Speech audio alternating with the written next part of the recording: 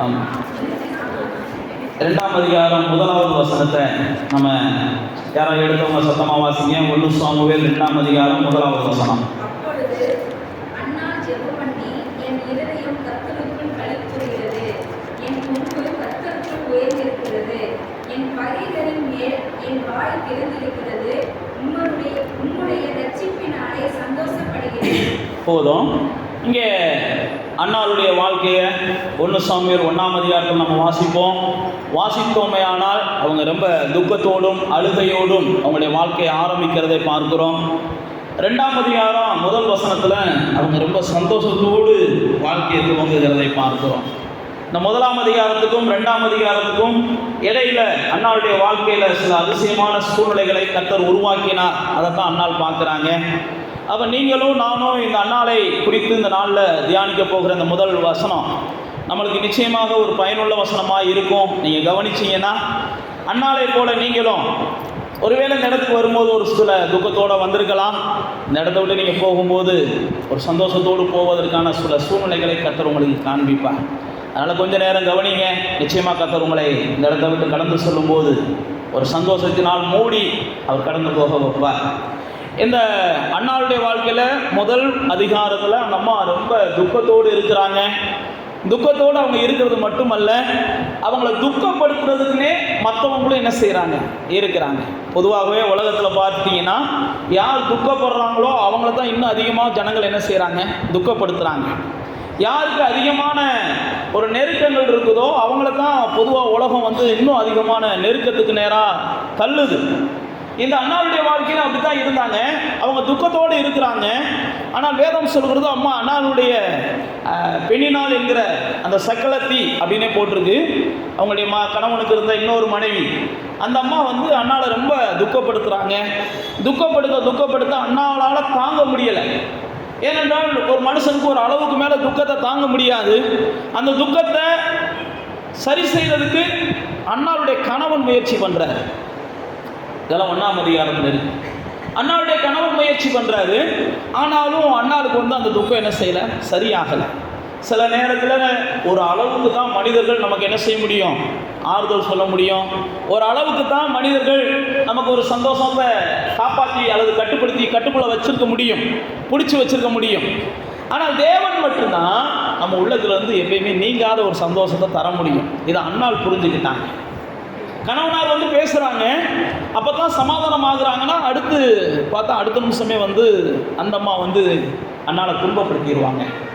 அப்போ சில நேரத்தில் மனிதர்களால் வருகிற சந்தோஷம் மனிதர்களாலே கெடுக்கப்படும். மனிதர்களால் வருகிற சமாதானம் மனிதர்களாலே என்ன செய்யப்படும், கெடுக்கப்படும். அதே போல தான் மனிதர்களிடத்துலேருந்து நாம் எதை பெற்றுக்கொள்ள நினைத்தாலும் இன்னொரு மனிதன்கிட்ட நம்ம கண்டிப்பாக அதை என்ன செஞ்சுருவோம், இழந்து போயிடுவோம். மனிதர்களிடத்திலிருந்து வருகிற எந்ததுமே நமக்கு நிலையானது கிடையாது. ஏனென்றால் மனிதன் நிலையற்றவன். மனிதனுடைய வார்த்தைகள் நமக்கு நிலையற்றவைகள். அதனால தான் அன்னாள் என்ன செஞ்சாங்க, இனியும் கணவனை நம்பி, இனியும் நம்ம உறவுகளை நம்பி, இன்னும் சொந்த பந்தங்களை நம்பி, இவங்களால நமக்கு ஒரு நன்மை நடந்துரும், இவங்களால நமக்கு ஒரு சமாதானம் கிடைச்சிரும் சொல்லி ஒவ்வொரு ஆளாக தேடி போய்கிட்டுலாம் காலத்தை வீணாக்க வேண்டாம், நாட்களை வீணாக்க வேண்டாம். சில நேரத்தில் நம்ம அப்படி தான் நினைக்கிறோம்.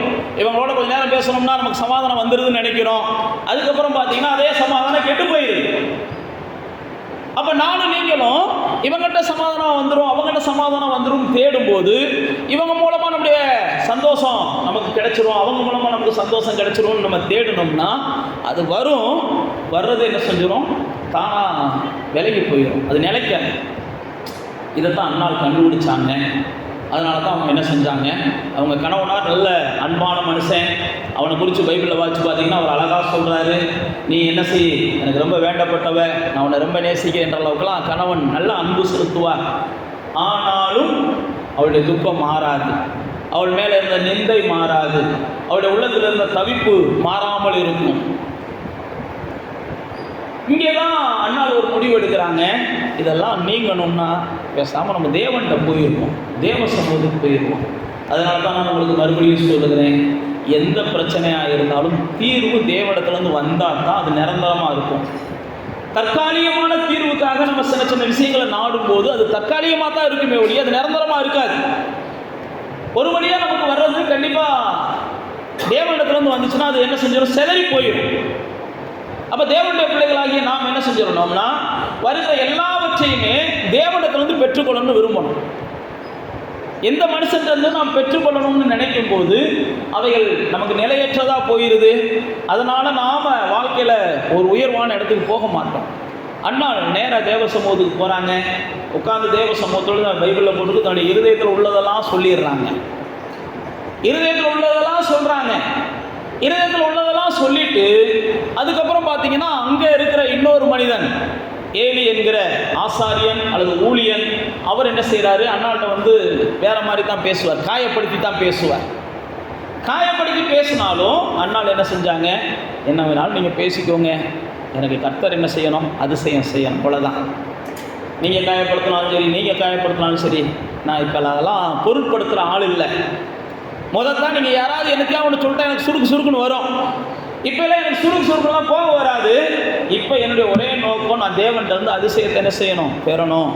தேவன்கிட்ட இருந்து சந்தோஷத்தை பெறணும், தேவன்கிட்ட இருந்து சமாதானத்தை பெறணும் அப்படின்னு அண்ணாள் ஒரு முடிவுக்கு வர்றாங்க.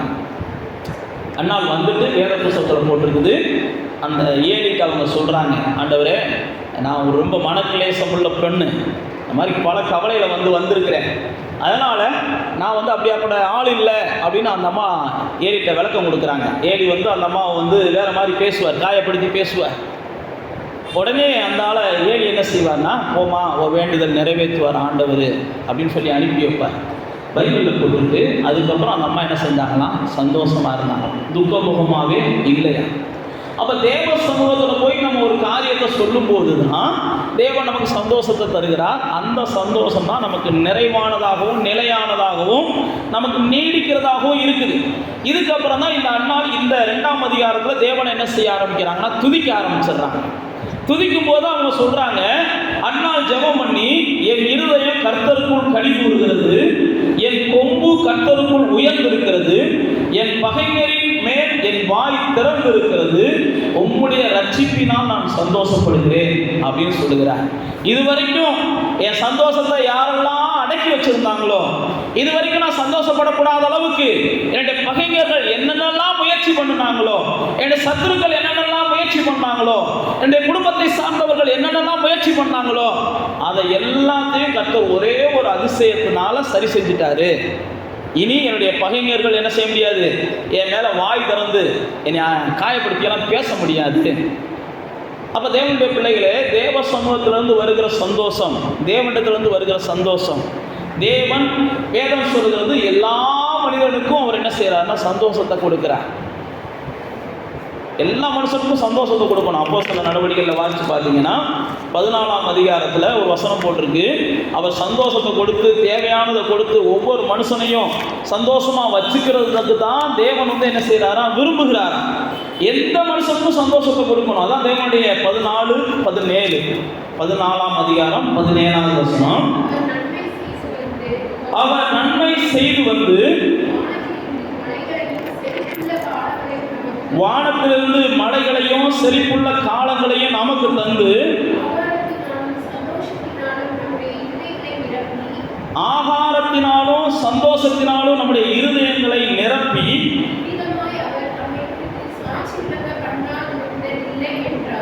இவ்விதமாக அவர் தம்மை குறித்து சாட்சி கொடுக்கிறாராம்.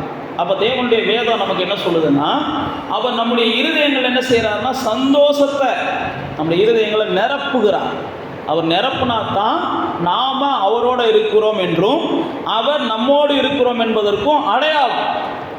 அப்போ நாம் அவரோடு இல்லை அப்படின்னா நம்முடைய இருதயம் சந்தோஷத்தால் நிரம்பி இருக்காது. அதுக்கு பதிலாக நம்ம என்ன செய்யணும், அவரோட போய் சேரணும். என் இருதயம் சந்தோஷத்தால் நிரம்புறதுக்கு தான் அவருடைய சமூகத்துக்கு போகணும். நான் அதை தான் சொல்லுகிறேன். அண்ணாளுடைய இருதயத்தை சந்தோஷத்தினால் நிரப்புவதற்கு எல்லாரும் முயற்சி பண்ணாங்க. ஆனால் அண்ணாளுடைய இருதயம் சந்தோஷத்தால் நிரம்பலை. சில நேரத்தில் இந்த உலகத்தின் மனிதர்கள் சந்தோஷத்தால் நிரம்புவதற்கு மனிதர்களை நாடுகிறாங்க. இந்த மனிதனால் எனக்கு சந்தோஷம் கிடைச்சிரும், அந்த மனிதனால் அந்த மனுஷியால் எனக்கு சந்தோஷம் கிடைச்சிரும் நம்புகிறாங்க. ஆனால் அதனுடைய முடிவெல்லாம் பார்த்தீங்கன்னா கண்டிப்பாக வருத்தமாகவும் வேதனையாகவும் அவமானமாகவும் தான் இருக்குமே ஒழிய எந்த மனுஷனிடத்திலிருந்தும் நிறைவான சந்தோஷம் நமக்கு வராது. அதனால தான் வேதம் சொல்லுகிறது, அண்ணால் என்ன செஞ்சாங்க, எனக்கு சந்தோஷம் தேவன் தந்தாத்தான்ப்பா அப்படின்னு அன்னாள் தேவ சமூகத்தில் போய் உட்கார்ந்து தன்னுடைய சந்தோஷத்துக்காக ஏங்கினார்கள். தேவன் அன்னாளுக்கு ஒரு நிலையான சந்தோஷத்தை கொடுத்தார். அதை தான் அப்போஸ்தலர் நடவடிக்கையில் பவுல் அப்போஸ்தலன் தன்னுடைய பிரசங்கத்தில் சொல்கிறாரு, இருதயத்தில் சந்தோஷத்தை நிரப்பி, அவங்களுடைய இருதயத்தில் சந்தோஷத்தை நிரப்பி நான் உங்கள் தேவன் என்று அவர் சாட்சி கொடுக்கிறார். வேத புஸ்தகத்தில் பார்த்தீங்கன்னா யாரெல்லாம் தேவனுடைய சந்தோஷத்தினால் நிரம்பினார்களோ அவர்களெல்லாம் தேவனை துதித்தார்கள். என்னால் தேவனை துதிக்க முடியல அப்படின்னா நீங்கள் தேவனுடைய சந்தோஷத்தினால நிரம்பலன்னு அர்த்தம். தேவ சமூகத்துக்கு போனாலே எனக்கு ஒரே புலம்பலா இருக்கு, தேவ சமூகத்துக்கு போனாலே ஏதோ ஒரு வகையில் யாரை பற்றியாவது நான் குறை சொல்லிக்கிட்டே இருக்கேன் அப்படின்னா நீங்கள் இன்னும் என்ன செய்யலை, தேவன் சமூகத்தில் போய் உட்கார வேண்டிய விதத்தில் உட்காரலை. நீங்கள் வாட்டுக்கு என்ன செய்கிறீங்க, பள்ளிக்கூடத்துக்கு போயிட்டு சும்மா விளையாண்டு வர்ற பிள்ளைகள் மாதிரி விளையாண்டு வந்துக்கிட்டு இருக்கிறீங்க. பள்ளிக்கூடத்துக்கு போகிற எல்லா பிள்ளைகளும் அவங்க வாத்தியார் சொல்கிறத கவனிச்சா தான் அந்த பிள்ளை என்ன செய்யும், கொஞ்சமாவது மார்க் வாங்கும். பள்ளிக்கூடத்துக்கு போகிற பிள்ளைகள் எல்லாரும் படிக்கணும்னு ஆர்வம் இருந்தால் தான் கொஞ்சமாவது மார்க் வாங்கும். பள்ளிக்கூடத்தில் போய் உட்காந்தா போதும், மார்க் வாங்கிடலாம்னு ஆலயத்தில் வந்து உட்காந்தா போதும், நமக்கு எல்லாம் ஆண்டவர் செஞ்சிருவாருன்னு சில நேரத்தில் நம்ம என்ன செய்கிறோம், நம்பிட்டு வந்து உட்காந்துட்டு போகிறோம். அது கடைசியில் நம்மை நாமே ஏமாத்துகிறதா தான் இருக்கும். நம்முடைய வாழ்க்கையில் எந்த ஒரு சந்தோஷத்தையும் நம்ம பார்க்க மாட்டோம். இதனால தான் அன்னார் வந்து தேவ சமூகத்தில் போய் சந்தோஷத்தை பெற்றுக்கொள்ளுகிறார்கள். சந்தோஷத்தை பெற்றுக்கொண்ட உடனே தேவனை துதிக்க ஆரம்பிக்கிறாங்க. வேத புஸ்தகத்தில் பார்த்தீங்கன்னா பெண்கள், நம்ம எல்லாருக்குமே போன கடந்த சில வாரங்களில் நான் உங்களுக்கு சொல்லியிருக்கேன், லேயாள் ரொம்ப துக்கப்படுத்தப்பட்ட ஒரு பெண்மணி. கட்டின கணவன் அந்த அம்மாவை நேசிக்க மாட்டேன்ட்டான், கட்டின கணவன் நேசிக்க மாட்டேன்ட்டான், கூட பிறந்த சகோதரி நேசிக்க மாட்டேன்ட்டாங்க, பெத்த தாய் தகப்பன் அந்த அம்மாவை வந்து ஒரு மாதிரியா தான் பார்த்தாங்க. லேயாள் பைபிளில் போட்டிருக்கு, அவள் அற்பமாக எண்ணப்படுகிறதை கர்த்தர் கண்டு அவள் சந்தோஷம் அடைவதற்கும் அவளை மற்றவர்கள் பாக்கியவதி என்று சொல்வதற்கும் சில அதிசயங்களை கர்த்தர் செய்தார் அப்படின்னு வேதத்தில் வாசிக்கிறோம். அப்போ தான் அந்த அம்மா தான் என்ன செய்கிறாங்க, என் வாழ்க்கையில் சந்தோஷத்தை ஏற்படுத்தினது தேவன், என் வாழ்க்கையில் ஒரு சமாதானத்தை கொடுத்தது தேவன். அதனால தான் அந்த லேயாள் சொல்லும்போது சொல்லுவாங்க, நான் இன்னும் என் தேவன் என்ன செய்வேன், துதிப்பேன் அப்படின்னு சொல்லி தன்னுடைய பிள்ளைக்கு யூதான் பேரிடுவாங்க.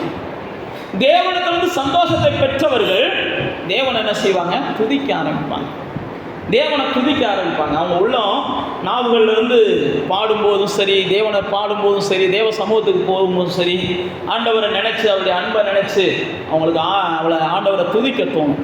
அது மாத்திரமல்ல, நீங்கள் வேத புஸ்தகத்தில் பார்த்தீங்கன்னா மிரியாம் மோசையினுடைய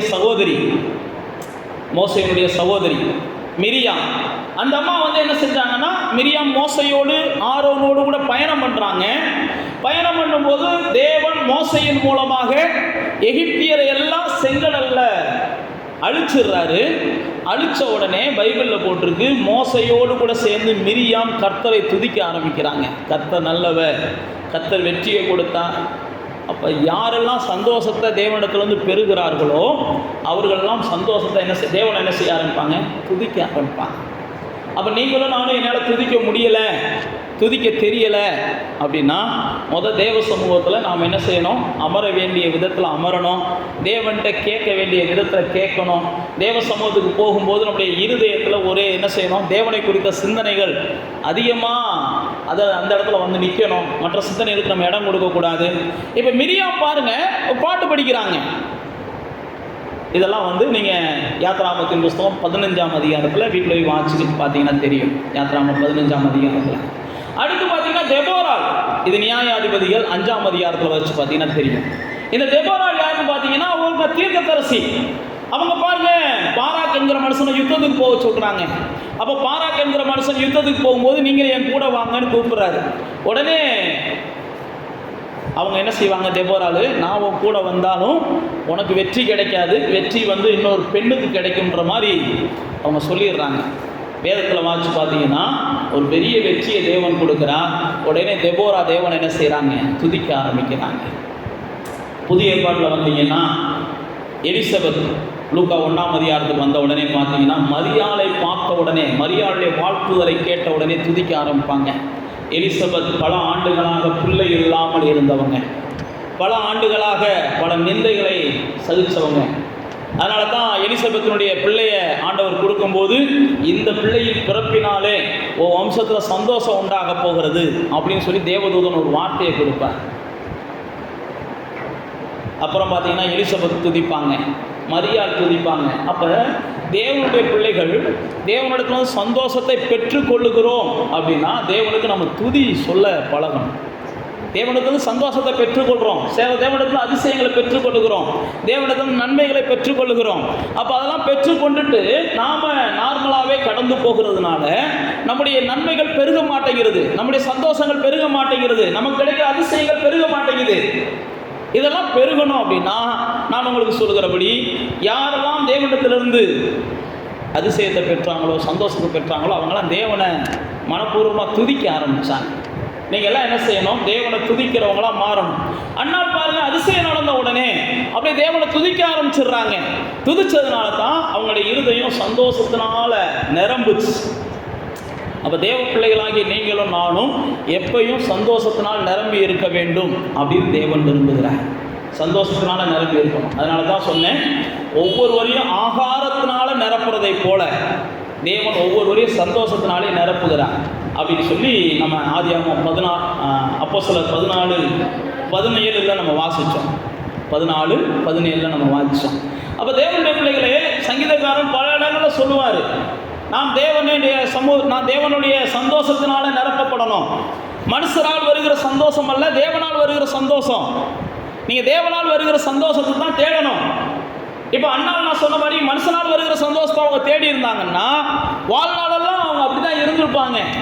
சில நேரத்தில் நானும் நீங்களும் மனுஷனால் வருகிற சின்ன சின்ன தீர்வுகளை தேடிட்டு தேவனிடத்திலிருந்து வருகிற நிரந்தர தீர்வை நம்ம இழந்து போயிடுறோம். அதனால தான் நான் மறுபடியும் சொல்லுகிறேன், எந்த ஒரு சந்தோஷமும் தேவனிடத்திலிருந்து வரட்டும்னு சொல்லி என்ன செய்ய, தேவ சமூகத்துக்கு போங்க. அண்ணால் அப்படி தான் நினச்சாங்க. எல்கானா பேச்சை கேட்டுக்கலாம் அவங்க அமைதியாக இல்லை. எனக்கு தேவன் ஏதாவது ஒரு அதிசயத்தை செஞ்சு எனக்கு சந்தோஷத்தை தரணும். அப்போ நம்முடைய தேவன் என்ன செய்கிறாருன்னா தம்முடைய பிள்ளைகளை சந்தோஷத்தினால் நிரப்புகிறார். அதனால தான் வேத புத்தகத்தில் பரிசுத்த ஆவியானவரால் உண்டாகும் சந்தோஷம் சொல்லி ரோமர் 14:17 வேதம் போட்டிருக்கு.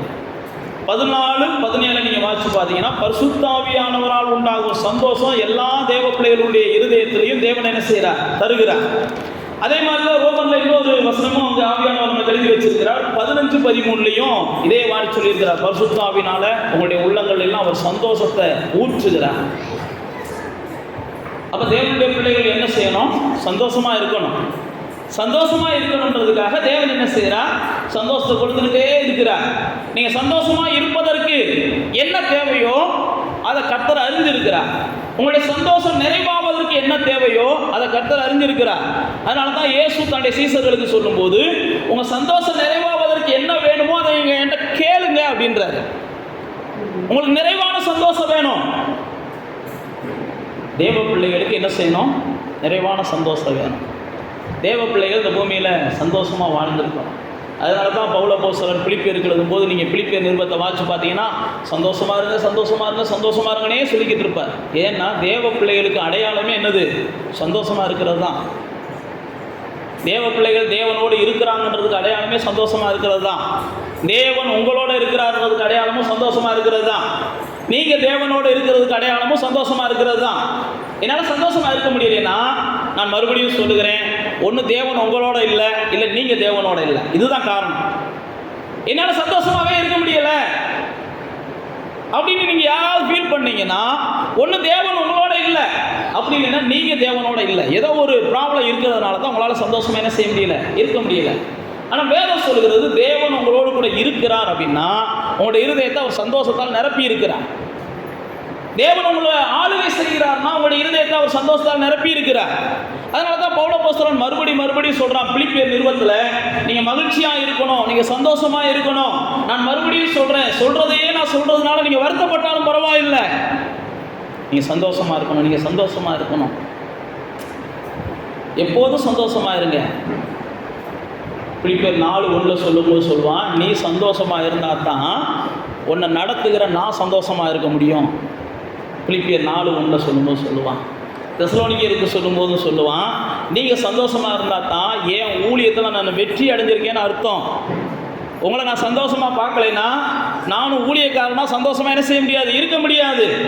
தெசலோனிக்கேயருக்கு அவன் சொல்லுவான், பிலிப்பியருக்கு அப்படி தான் சொல்லுவான். ஏன் அப்படின்னா ஒரு ஊழியக்காரனுடைய வெற்றி எதில் இருக்குன்னா, தாங்கிட்ட வருகிற விசுவாச பிள்ளைகளை, தேவன் தனக்கு கொடுத்துருக்கிற விசுவாச பிள்ளைகளை சந்தோஷமாக என்ன செய்யணும்? பார்க்கணும். அவங்கள சந்தோஷமாக பார்க்கணும். எப்போ பார்த்தாலும் அவங்களுடைய வாழ்க்கையில் போராட்டத்தையே பார்த்துக்கிட்டு இருந்தா, உண்மைக்கே நான் சொல்லுகிறேன், ஒரு ஊழியக்காரனுடைய இருதயம் உண்மைக்கே சந்தோஷமாக இருக்காது. உங்கள் இருதயம் வேணால் சந்தோஷமாக இருக்கலாம், அல்லது நீங்கள் வேணால் போராட்டத்தை சொல்லிவிட்டு அடுத்த நிமிஷமே மறந்து போயிடுவீங்க. ஆனால் வேதம் நமக்கு சொல்லுகிறது, தேவ பிள்ளைகள் என்ன செய்யணும்? சந்தோஷமாக இருக்கணும். அதுதான் தேவ பிள்ளைகளுடைய அடையாளம், அதுதான் தேவ பிள்ளைகளுடைய முகவரி.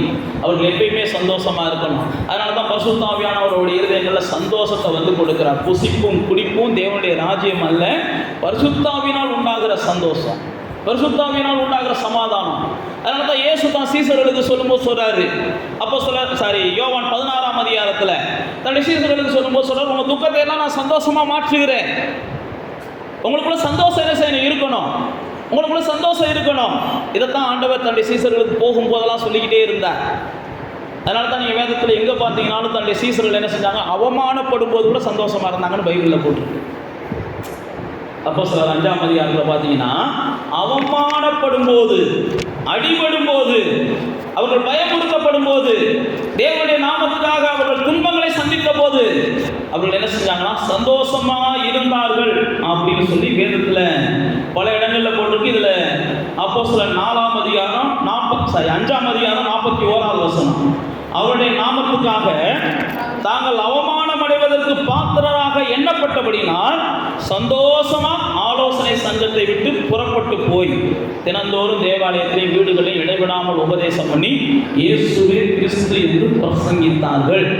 நீங்கள் 4ஆம் அதிகாரம் 5ஆம் அதிகாரங்களில் வாசித்து பார்த்தீங்கன்னா அவங்கள அடிப்பாங்க, அவங்கள அவமானப்படுத்துவாங்க, அவங்கள காயப்படுத்துவாங்க. ஆனால் அவங்களுக்கு ஒன்றே ஒன்று தெரியும், இயேசு எனக்குள்ளே இருக்கிறதுனால அவங்க அடித்தாலும் நான் சந்தோஷமாக இருப்பேன், அவங்க என்னை அவமானப்படுத்தினாலும் நான் சந்தோஷமாக இருப்பேன், என்னை எவ்வளோதான் நிந்தித்தாலும் நான் சந்தோஷமாக இருப்பேன். ஏனென்றால் இயேசு சொல்லியிருக்கிறார், ஒருவரால் எடுத்துக்கொள்ள முடியாத சந்தோஷம் தான் ஏன் சந்தோஷம். பொசுக்குன்னு நம்முடைய சந்தோஷம் போகுதுன்னா நம்ம தேவனுடைய சந்தோஷத்தை உறுதியாக பிடிச்சிக்கிறலன்னு அர்த்தம். திடீர்னு காலில் வருது, சாயங்காலம் காணாமல் போயிடுது பாஸ்டர் அப்படின்னா அது தேவனிடத்துலேருந்து வருகிற சந்தோஷத்தை நம்ம அசட்டை பண்ணுறோம்னு அர்த்தம். தேவனிடத்திலிருந்து வருகிற சந்தோஷத்தை அசட்டை பண்ணுறதுனால தான் சின்ன சின்ன சூழ்நிலைகள் கூட நம்முடைய சந்தோஷத்தை என்ன செஞ்சிருது? அப்படியே ஒரு நிமிஷத்தில் பொசுக்கி போட்டுருது. எந்த சூழ்நிலையிலையும் நம்முடைய சந்தோஷம் பொசுங்கக்கூடாது, எந்த சூழ்நிலையும் நம்முடைய சந்தோஷம் குறையக்கூடாது. அதுதான் தேவனுடைய பிள்ளைகளுடைய அழகு. அதனால தான் பவுலும் சீலாவும் அடிக்கப்படுகிற நேரத்தில் கூட துதித்து அவங்க என்ன செஞ்சாங்க? தேவனை பாடினார்கள் அப்படின்னு சொல்லி அப்போஸ்தலர் 16ஆம் அதிகாரத்தில் நம்ம வாசிக்கிறோம். அடிக்கப்படும் போது கூட தேவனை பாடினார்கள் அப்படின்னு நம்ம வாசிக்கிறோம். உங்களுடைய வாழ்க்கையில் தேவனுடைய, அதாவது நீங்கள் தேவனுக்கு இடம் கொடுத்துருந்தீங்கனாலே முதல்ல உங்கள் வாழ்க்கையில் வரதே சந்தோஷம் தான் வருகிறது. சகோயு தன்னுடைய வாழ்க்கையில் தேவனுக்கு இடம் கொடுக்கிறான். பைபிளில் போட்டிருக்கு, பணம் தராத சந்தோஷம், பதவி தராத சந்தோஷத்தை சகோயுவுக்கு தேவன் என்ன செஞ்சார்? தந்தார்னு நம்ம வேதத்தில் வாசிக்கிறோம். அவர் சந்தோஷத்தினால் இறந்து, எனக்கு பணம் முக்கியம் இல்லை, பதவி முக்கியம் இல்லை, எனக்கு இயேசுவை வீட்டுக்கு வந்தார், என் உள்ளத்தில் வந்தார், அதுதான் சந்தோஷம். நீங்கள் அப்போஸ்தலர் 8ஆம் அதிகாரத்துக்கு வந்தீங்கன்னு வைங்க, சமாரியா பட்டணத்தில் சந்தோஷம். சமாரியா பட்டணத்தில் அந்த இயேசுடைய வார்த்தை போகிறது, சந்தோஷம். அது மட்டுமல்ல, அதே 8ஆம் அதிகாரத்தில் நீங்கள் வாசிச்சு பார்த்தீங்கன்னா, கந்தாகி என்கிற மந்திரி இயேசுவை ஏற்றுக்கொண்டு ஞானஸ்நானம் எடுக்கிறேன், அதுக்கப்புறம் அவன் சொந்த சந்தோஷம் அவன் உள்ளத்தில் வருது. யாரெல்லாம் இயேசுவை ஏற்றுக்கொள்கிறார்களோ அவருடைய இருதயமெல்லாம் சந்தோஷத்தால் நிரப்பப்படுகிறது. கந்தாகே மந்திரி, அவன் பார்க்காத சந்தோஷமா அப்படின்னு பார்த்தா இருக்கலாம். ஆனால் வேதம் சொல்கிறது, எப்போ அவன் ஞானஸ்நானம் எடுத்து அவன் அவன் கரை ஏறினானோ பைபிளில் போட்டிருக்கு. அப்போ 8ஆம் அதிகாரத்தில் நீங்கள் எடுங்க, அப்போஸ்தலர் நடவடிக்கைகள் 8ஆம் அதிகாரம், அவன் சந்தோஷமாக தான் ஊருக்கு வீட்டுக்கு போகிறத பார்க்குறோம். அவன் சந்தோஷமாக அதுக்கப்புறம் அங்கேருந்து கிளம்பி போகிறத பார்க்குறோம். தேவ பிள்ளைகளாகி நாம் இந்த அப்போஸ்தலர் 8ஆம் அதிகாரத்தில் வந்தீங்கன்னா அந்த கந்தாகை மந்திரியை குறித்து போட்டிருக்குது. 39ஆம் வசனம், அவர்கள் தண்ணீரிலிருந்து கரையேறின போது கர்த்தருடைய ஆவியானவர் பிலிப்பை கொண்டு போயிட்டார். மந்திரி அப்புறம் அவனை காணாமல் சந்தோஷத்தோட தன் வழியா போனான். அப்படி இயேசுவை ஏற்றுக்கொண்ட உடனே அது மந்திரியா இருந்தாலும் சரி, நோயாளியா இருந்தாலும் சரி, அல்லது பணக்காரங்களா இருந்தாலும் சரி, அல்லது வழியருகே உட்காந்து அலங்கார வாசல்ல உட்காந்து பிச்சை ஏற்கிறவனா இருந்தாலும் சரி, இயேசுவை ஏற்றுக்கொண்ட உடனே அவனுடைய உள்ளத்தில் என்ன செஞ்சிருது? சந்தோஷம் வந்தது. அந்த சந்தோஷத்தை காமிக்கணும் அப்படின்னா அதான் நான் சொன்ன பாருங்க, இயேசு எனக்குள்ள இருக்கிறார், நான் அவருக்குள்ள இருக்கிறேன். இந்த ரெண்டு தான் கம்யூனிகேஷன் சரியாக இருந்தால் தான் பைபிளில் இயேசு சொல்கிறார் பாருங்க, இந்த ரெண்டு கம்யூனிகேஷன் சரியாக இருக்கும். சில நேரத்தில் நமக்குள்ளே இருக்கிற ப்ராப்ளமே அதுதான். அவர் நம்ம நினைவாக இருப்பார், நம்ம அவர் நினைவாக இருக்கிறோமான்னு தெரியாது. சில நேரத்தில் நாம் அவரை நினைக்கலாம்னு நினைப்போம், ஆனால் அதுக்கு முன்னாடி அவரை என்ன செஞ்சுருப்போம், எங்கிட்ட ஒரு வகையில் தொலைச்சிருப்போம். எப்படி தொலைச்சோன்றது உங்களுக்கு அவருக்கு தான் தெரியும். அவர் பக்கத்தில் வரவிடாத அளவுக்குலாம் சில விஷயங்களை செஞ்சுருப்போம். அது நீங்கள் நிதானித்து பார்த்தீங்கன்னா தெரியும். ஆனால் வேதம் சொல்லுகிறது, ஒரு மனுஷனோடு இயேசு இருக்கும்போது அவனுக்குள்ள சந்தோஷம் இருக்கும். அதனால தான் இயேசு என்ன செஞ்சார், நான் சொன்ன மாதிரி சமாரியா பட்டணத்துக்கு போனோடனே ஒரு சந்தோஷம் வந்துச்சு. அதே மாதிரி சகோயி வீட்டுக்கு போனோடனே ஒரு சந்தோஷம் வந்துச்சு. அப்போ இயேசு உங்களுக்கு கொடுக்க விரும்புகிறதெல்லாம் சந்தோஷம்தான். தேவனுடைய பிள்ளைகளுக்கு தேவன் கொடுக்க விரும்புகிறது சந்தோஷம்தான். அதனால தான் இயேசு யோவான் 5ஆம் அதிகாரத்துலையும் சரி 16ஆம் அதிகாரத்துலையும் சரி அவர் தன்னுடைய சீசர்கள் சொல்கிறார், நான் சந்தோஷம் சந்தோஷம்ட்டு. இயேசுவின் பிறப்பை குறித்து தூதர்கள் சொல்லும்போது சொல்கிறாங்க, எல்லா ஜனத்துக்கும் மிகுந்த சந்தோஷத்தை உண்டாக்குகிற நற்செய்தி இயேசு பிறந்திருக்கிறார். இயேசு பிறந்திருக்கிறது எல்லா ஜனத்துக்கும் சந்தோஷத்தை கொடுக்குற ஒரு நற்செய்தி. அப்போ அண்ணால் பாருங்க, தான் வாழ்க்கையில் சந்தோஷமே இல்லாமல் இருந்தபோது அவங்க தேவ சமூகத்துக்கு போனாங்க. அப்போ நீங்களும் நானும் நம்முடைய வாழ்க்கையில் சந்தோஷம் இல்லை, அல்லது சந்தோஷத்தை நம்ம கண்டுபிடிக்க முடியலை, சந்தோஷத்தை நம்ம பெருக்க முடியலை, சந்தோஷத்தமாக நம்ம வாழ முடியலை அப்படின்னா நாம் அங்கே இங்கே அலையக்கூடாது, தேவ சமூகத்துக்கு தான் போகணும். அண்ணால் பாருங்கள் அப்படி தான் செஞ்சாங்க. அண்ணால் ஆறுதல் சொல்ல ஆள் இருந்துச்சு அப்படின்னா ஓயாமல் ஆறுதல் சொல்கிற ஆள்கிட்டே அண்ணால் போகலை. அண்ணாளுடைய கணவனார் ஆறுதல் சொன்னார். உடனே ஆறுதல் சொல்கிறதுக்கு நமக்கு ஆள் இருக்குல்ல அப்படின்லாம் அவர் நினைக்கல. அண்ணாள் என்ன செஞ்சாங்க, எனக்கு நித்தியமான நிலையான சந்தோஷம் வேணும், நிலையான சந்தோஷம் வேணும். அப்போ தேவனுடைய பிள்ளைகளுடைய அடையாளம் என்னது, சந்தோஷம்.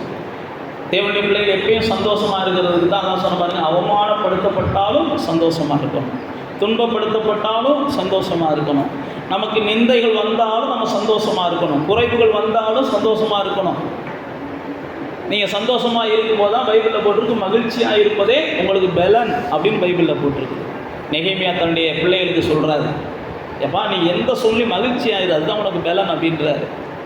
ஆபோக்கு சொல்லும்போது சொல்கிறார், அத்திமரம் துளிர் உடலையா விற்று, மாட்டு மந்தை இல்லையா விற்று, ஆட்டு மந்தை வல்லையா விற்று, கர்த்தருக்குள்ள மட்டும் நீ சந்தோஷமா இரு, எதுவுமே இல்லைனாலும் பரவாயில்ல நீ சந்தோஷமா இரு ஆபோக்கு சொல்கிறாரு.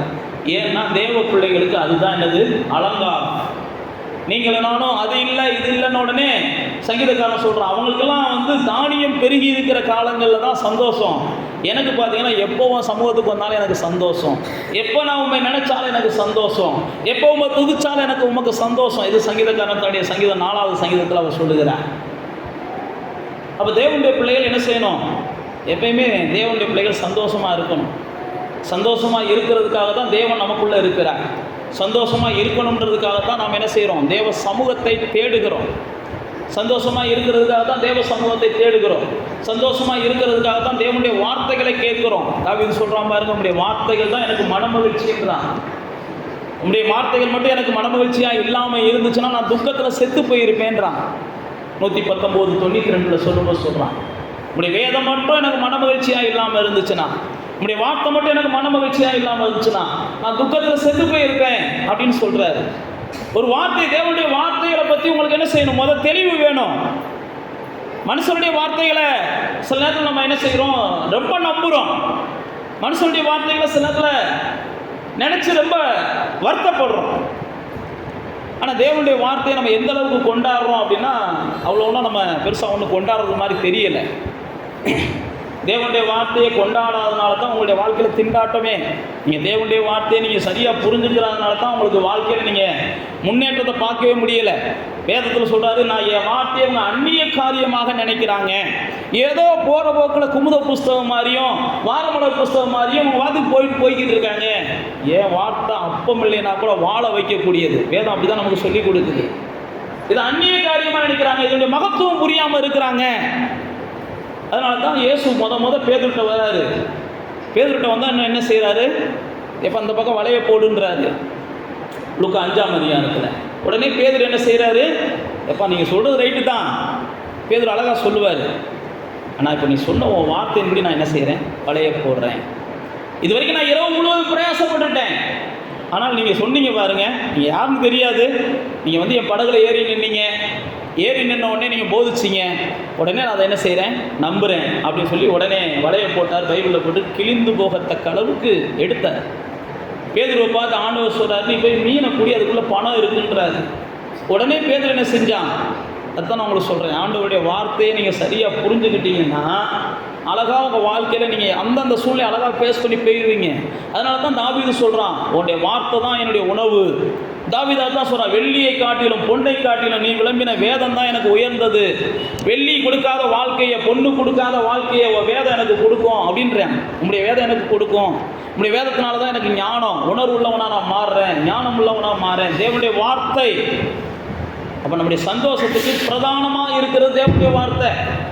தேவன் நம்முடைய சந்தோஷத்துக்கு காரணராக இருக்கிறார். தேவனுடைய சமூகம் நம்முடைய சந்தோஷத்துக்கு காரணமாக இருக்கிறது. தேவன் தந்திருக்கிற ஆவியானவர் நம்முடைய சந்தோஷத்துக்கு காரணமாக இருக்கிறார். அடுத்து நான் சொன்ன மாதிரி தேவனுடைய வார்த்தை உங்கள் சந்தோஷத்துக்கு காரணமாக இருக்கணும். உங்களுடைய வார்த்தை, தேவனுடைய வார்த்தையை நீங்கள் சரியாக என்ன செய்யணும்? புரிஞ்சுக்கிறோம். போய் மீனை போய் பிடின்னு உடனே பேதுரு அழகாக போய் என்ன செய்கிறார்? பிடிக்கிறார். இந்த கச்சாடியில் போய் தண்ணியை ஊற்று அப்படின்னு உடனே தண்ணியை ஊற்றுறாங்க. இந்த கச்சாடியிலேருந்து தண்ணியை எடுன உடனே எடுக்கிறாங்க. சில நேரத்தில் பார்த்தீங்கன்னா இயேசுவோடு இருக்கிறவங்களுக்குலாம் சில சந்தேகம் வரும். இயேசுவை குறித்து கேள்விப்பட்டவங்களுக்கு சந்தேகமே வராது. புரியுதா? இயேசுவோட இருப்பாங்க, ஆலயத்தில் வந்து உட்காந்துருப்பாங்க. அவங்களுக்கு பார்த்தீங்கன்னா 1000 கேள்வி இருக்கும் இயேசுவை பற்றி. இயேசுவை குறித்து கேள்விப்பட்டிருப்பாங்க, எங்கெங்கேயோ இருந்திருப்பாங்க, ஆலயத்துக்கே வந்திருக்க மாட்டாங்க. அவங்களுக்கு இயேசுவை குறித்து எந்த சந்தேகமும் இருக்காது. இயேசு என்ன சொன்னாரோ பைபிளில் போட்டிருக்கு. அந்த மரியாள் சொல்லுவாங்க, யோவான் 2ஆம் அதிகாரத்தில், அவர் என்ன சொல்கிறாரோ அதை செய்யுங்கப்பா. அந்த குறை இந்த குறை கல்யாண வீட்டில் போட்டு ஒரே சண்டை சச்சரவமாக கிடைக்காதீங்க. அவர் என்ன சொல்கிறாரோ செய்யுங்க. அப்போ உங்களுடைய வாழ்க்கையில் ஒவ்வொரு சூழ்நிலையிலையும் ஆண்டவர் நீங்கள் என்னப்பா சொல்கிறீங்க அப்படின்னு நீங்கள் நின்று பாருங்கள். பேதுரு போகிறாரு, ஆண்டவரை வரி கட்டணும் அப்படின்னு அவர் போகத்தான் செய்கிறாரு, சொல்லலாம் இல்லை. இயேசு என்ன செய்கிறாரு? போகும்போதே எப்பா போ, மீனை பிடிச்சி வரியை கட்டிட்டு வா, இதெல்லாம் நினைக்காத. அப்போ நீங்களும் நானும் தேவனுடைய வார்த்தையை கவனித்தோம் அப்படின்னாலே வாழ்க்கையில் சந்தோஷம் குறையவே செய்யாது. தேவனுடைய வார்த்தையை நம்ம என்ன செய்கிறோம்? ஒன்று எதிர்த்து பேசுகிறோம், இல்லை தேவனுடைய வார்த்தையை தவறாக திரித்து பேசுகிறோம், இல்லை தேவனுடைய வார்த்தையை எப்படியோ நமக்கு தோதுப்படுறது மாதிரி நம்மளாம் வளைச்சிக்கிறோம், நெளிச்சுக்கிறோம். கடைசியில் பார்த்தா சந்தோஷம் கிடைக்காது. கண்டிப்பாக நம்முடைய முடிவில்லாத ஒரு அதே இடத்துல தான் இருப்போம். இப்போ பாருங்க, அப்படிதான் மரியாதை சொல்கிறாங்க. அவர் என்ன சொல்கிறாரோ செய்யுங்கப்பா. பிரச்சனை ஆகி போச்சு, கல்யாண வீடு. உடனே வேலைக்காரங்க அவங்கள்ட்ட வர்றாங்க இயேசுட்ட. இயேசு என்ன செஞ்சார்? ஒன்றுமே சொல்லலை. நீ கச்சாடியில் தண்ணியை ஊற்று, அந்த தண்ணியை கொண்டு போய் என்ன செய்யுது? பரிமாறுனாரு. சீசராக இருந்தால் கூட செஞ்சுருக்க மாட்டான். ஏன்னா சீசர் அப்படி தான் என்ன செஞ்சான்? இல்லை எல்லாத்தையும் உட்கார வைங்கடா அப்படின்னா உடனே அவங்க சீசர்கள் அப்படி கேட்டாங்க, எப்பா இவங்களுக்கெல்லாம் சாப்பாடு கொடுக்கறதுக்கு எங்கேருந்து வாங்கிட்டு வருவான்னு சீசர்கள் கேட்டாங்க. சீசர்கள் இயேசுட்ட கேட்குறாங்க, எல்லாத்தையும் உட்கார வைங்க சாப்பாடு இல்லைன்னா. அப்படின்னா இவங்களுக்கெல்லாம் சாப்பாடு எங்கேருந்து வாங்கிட்டு வருவா? வனாந்தரமான நேரம், நீ வாட்டுக்கு என்ன செஞ்சாத, உட்கார வச்சுக்கிட்டு இருக்காத அப்படின்னு இயேசுட்ட பேசுவாங்க. இயேசு பார்த்தீங்கன்னா ஒரு முறை கடிந்து கொள்ளுவார், ஏண்டா இப்படி புரியாமல் இருக்கீங்க, உணர்வு இல்லாமல் இருக்கிறீங்க. 5000 பேருக்கு போதிச்சதையும் பார்த்த, 4000 பேர் போதிச்சதையும் பார்த்த, மீதமும் எடுத்த, இப்பயும் பார்த்தா ஏதோ நான் ஒன்றை சொன்ன, நீ ஒன்றை புரிஞ்சுக்கிட்டு என்ன செய்கிற, என்கிட்ட மல்லு கட்டிக்கிட்டு இருக்க அப்படின்னு இயேசு சீசர்கள்ட்ட சொல்லுவார். பரிசேயர்களுடைய புளித்தமாவை குறித்து எச்சரிக்கையாக இருங்கம்பாரு. உடனே இவங்க என்ன நினைப்பாங்க, நம்ம சாப்பாடு கொண்டு வரல, அதனால கர்த்தர் நம்மளை என்ன செய்கிறாரு, அப்படியே குத்தி காமிக்கிறாரும்பாங்க. அப்போ தான் ஆண்டவர் என்ன செய்வார்? அவர் இருதயத்தெல்லாம் புரிஞ்சவரில். இப்போ நீங்கள் எப்படி நினச்சிட்டு உட்காந்துருக்கீங்க எனக்கு தெரியாது. புரியுதா நான் சொல்கிறது? எப்படி நினச்சிட்டு உட்காந்துருக்கீங்கன்னு தெரியாது. தெரிஞ்சிருந்தா நான் அதுக்கு ஏதாவது பதில் சொல்லலாம். இயேசு பாருங்க அதுக்கு உடனே பதில் சொல்கிறாரு. ஏன் நான் உங்களுக்கு சொல்கிறேன்னா, சில நேரத்தில் அவர் ஒரு நோக்கத்தில் சொல்கிறாரு, நீங்கள் ஒரு நோக்கத்தில் புரிஞ்சுக்கிறீங்க. ஆனால் இயேசுவை அறியாத மக்கள் பாருங்கள், இப்போ கச்சாடியில் தண்ணியை ஊற்றுறான்னா ஊற்றுறான், அதே தண்ணி எடுத்துகிட்டு போடான்னா எடுத்துகிட்டு போகிறேன். எலியா போகிறார் ஒரு வீட்டுக்கு, பைபிளில் போட்டிருக்கு. அந்த வீட்டில் ஒரே ஒரு தோசை மாவு தான் சுட முடியும். தோசை மாவு தான் சுட முடியும். பைபிளில் போட்டிருக்கு, அந்த தோசை மாவை சுட்டு சாப்பிட்டுட்டு தானும் தன் பிள்ளையும் சாகலாம்னு நினச்சாங்களாம். அந்த அளவுக்கு பஞ்சம். அப்போ எலியா பாருங்க, அந்த அம்மாட்ட போய் கொஞ்சம் தண்ணி விடுமான்னு கேட்குறாரு. உடனே அந்த அம்மா தண்ணி எடுக்க போகிறாங்க. உடனே எலியா என்ன செய்கிறாரு, தண்ணி எடுக்க போகிற அம்மாவை கூப்பிட்டு ஒரு அப்பமும் சேர்த்து சுட்டுட்டு வாமா அப்படின்றாரு. அப்போ தான் அந்த அம்மா சொல்கிறாங்க, இப்படி தான் சூழ்நிலை அப்படின்ட்டு. உடனே எலியா என்ன சொல்கிறாரு, உன் சூழ்நிலையெல்லாம் மாறும், முதல் அப்பத்தை எனக்கு கொண்டு வா. வேதம் சொல்லுறது அந்த அம்மா அப்படியே நம்பினாங்க. இந்த அம்மா அப்படியே என்ன செஞ்சாங்க, நம்பினாங்க. இப்போ நான்லாம் உங்கள்கிட்ட அப்படிலாம் சொல்ல முடியுமா? இப்போ உங்கள் சூழ்நிலையெல்லாம் எப்படி இருக்கட்டும், முதல்ல ஞானசானம் எடுத்தவங்களாம் தசம பாகம் போடுங்க, நீ கஞ்சி குடிக்கலையா? ரெண்டாவது, நீ தசமபாவம் போட்டால் தான் உனக்கு என்ன செய்யும்? ஆமாம், உனக்கு குறையில்லாத வாழ்க்கை கிடைக்கும். எலியா சொன்ன மாதிரி நம்ம சொல்ல முடியுமா? எலியா வந்து அப்படியே சொன்னார். ஏம்மா அப்போ சுட்டு சாப்பிட்டு சாகுறது ரெண்டாவது இருக்கட்டும், முதல் என்ன செய்ய, எனக்கு கொடுக்குறத கொடு, நான் சாப்பிட்டா தான் அதுக்கப்புறம் வம்சம் சாப்பிட முடியும், புள்ள சாப்பிட முடியும், பஞ்சம் இல்லாத வாழ்க்கை நீ வாழ முடியும். உடனே அந்த அம்மா நம்புனாங்க. இதெல்லாம் இப்போ நான் சொன்னேன்னா பாஸ் என்ன செய்கிறாரு, பண ஆசையில் ஏதோ பேசுகிறாரு, கட்டடத்து வேலையை தொட்டுட்டாரு, காசு இல்லை போல், அதனால் தசமம் பாங்க வேண்டிட்டு இருக்காரு அப்படின்லாம் சிலர் நினைக்கிறீங்களான்னு தெரியல. ஆனால் வேதம் நமக்கு சொல்லுகிறத நான் உங்களுக்கு சொல்லுகிறேன். ஆனால் வேத புத்தகத்தில் பார்த்தீங்கன்னா பொதுவாகவே யார் காசு கொடுக்க மாட்டாங்களோ அவங்க தான் காசு, கத்துடைய காசு செலவாகுதுன்னு சொல்லி என்ன செய்வாங்க, புலம்புவாங்க. கொடுக்குறவங்க பார்த்தீங்கன்னா கத்தருக்கு கொடுத்தோம், கத்தர் நம்ம கொடுக்குறாருப்பா, போய்கிட்டே இருப்பாங்க. கத்தருடைய காசு வீணாகுதுன்னு நீங்கள் மீடியாவில் புலம்புறவங்களாம் பாருங்கள், அவங்களாம் கத்தருக்காக ஒரு காசும் செஞ்சுருக்க மாட்டாங்க. அதனால தான் அப்படியே அந்த புலம்புறவங்களாம் கத்தர் நியாய தீர்ப்பு நாளில் எப்படி கொண்டு வராருன்னு தெரியலை. நீங்களும் நியாய தீர்ப்புக்கு வரப்போறீங்க, நானும் நியாய தீர்ப்புக்கு வரப்போகிறேன். இன்றைக்கி இருக்கிற மீடியாவில் பண்ணுற அநியாயம், கிறிஸ்தவர்கள் பண்ணுற அநியாயத்தை பார்த்தீங்கன்னா எந்த மனுஷனை பார்த்தாலும் கிறுக்கனாவே காமிச்சிக்கிட்டு இருக்காங்க. இவங்க ஒரு ஆள் தான் சூப்பர் ஸ்டார் மாதிரி காமிக்கிறாங்க. தெரில, அதாவது அந்த டாபிக் நமக்கு தேவையில்லை. இப்போ தேவனுடைய பிள்ளைகளாக நாம் தேவனுடைய வார்த்தைகளை நம்பினா தான் நமக்கு சந்தோஷம். நாம் என்ன நினைக்கிறோம் அப்படின்னா, தேவனுடைய வார்த்தைகள் நமக்கு ஏற்றதாக இருந்தால் தான் நம்ம நம்புவோன்றோம். முதல் எலியா வந்து என்ன செய்யட்டும், மாவை வந்து பானை நிறையா கொடுக்கட்டும், அதுக்கப்புறம் ஒரு அப்பம் இல்லை 10 அப்பம் கூட நான் சுட்டு கொடுக்குறேன். நம்மளா இருந்தால் பாஸ்டர் முதல் என்ன செய்யுங்க, பானை நிறைய மாவை நிரப்புங்க பாஸ்டர், ஒரு அப்பம் என்ன 10 அப்பம் கூட சுட்டு கொடுக்குறேன், இருக்கிற ஒத்த அப்பத்தி நீங்கள் பிடிங்கிட்டு பானை நிறையா இல்லைனாலும் பரவாயில்ல, நீ வாழ்நாளெல்லாம் இந்த பஞ்ச நாளெல்லாம் சந்தோஷமாக இருப்பேன்னு சொல்லி எலியா சொன்ன உடனே அந்த அம்மா நம்புச்சு. ஏன் நான் உங்களுக்கு சொல்கிறேன், நான் சில நேரத்தில் கர்த்தருடைய வார்த்தையை நம்ம நம்ப மாட்டேன்றோம், அதனால தான் நமக்கு சந்தோஷம் கிடைக்க மாட்டேங்குது. அந்த அம்மா நம்பாமல் இருக்கிறதுனால, நம்பினதுனால தப்பிச்சிச்சு. அந்த அம்மா நம்பலைன்னு வைங்களே, போயா சாமி அப்படின்னு சொல்லியிருந்தா அடுத்த நாள் அந்த அம்மா இருந்திருக்குமான்னு தெரியாது. இன்றைக்கி அந்த அம்மா பற்றி நம்ம பேசுவோமான்னு தெரியாது. அதே மாதிரி தான் கச்சாடியில் வந்து தண்ணியை ஊற்ற சொன்ன உடனே அவங்க ஊற்றுனாங்க. அப்போ நம்ம சந்தோஷமாக எங்கே தடைப்படுதுன்னா, கர்த்தருடைய வார்த்தையை நம்ம சரியாக என்ன செய்ய மாட்டேன்றோம், கவனிக்க மாட்டேன்றோம். அப்போ நானும் நீங்களும் சந்தோஷமாக இருக்கணும். அதுக்காக தான் தேவன் இந்த வார்த்தை, எவ்வளோ பெரிய வார்த்தைகளை நமக்கு எழுதி கொடுத்துருக்கிறார். அடுத்து உங்களுக்கு சொல்ல விரும்புகிறேன், இயேசு தான் சீசர்களை பார்த்து,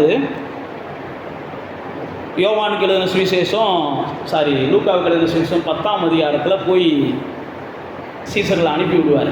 எல்லாரும் போய் என்ன செய்வாங்க, நோய்களை சுகமாக்குவாங்க, பேய்களை விரட்டுவாங்க. சீசர்கள் எல்லாம் செஞ்சுட்டு வருவாங்க. வந்த உடனே இயேசு தான் சீசர்களை பார்த்து, என்னப்பா எப்படி இருந்துச்சுன்னு கேட்பார். சூப்பராக இருந்துச்சு ஆண்டவரே, பேய்கள் ஓடிச்சு, நோய்கள் ஓடிச்சு அப்படின்னு ரொம்ப சந்தோஷப்படுவாங்க. அப்போ தான் இயேசு ஒரு வார்த்தை சொல்லுவார், 15ஆம் அதிகாரம் 10ஆம் அதிகாரம் 20ஆம் வசனத்தில், இதுக்காகலாம் சந்தோஷப்படுறது இல்லைப்பா, உன் பேர் என்ன செஞ்சுருக்கு, பரலோகத்தில் எழுதிப்பட்டிருக்கு. ஆமாம், அதுக்கு தான் நீ சந்தோஷப்படணும்.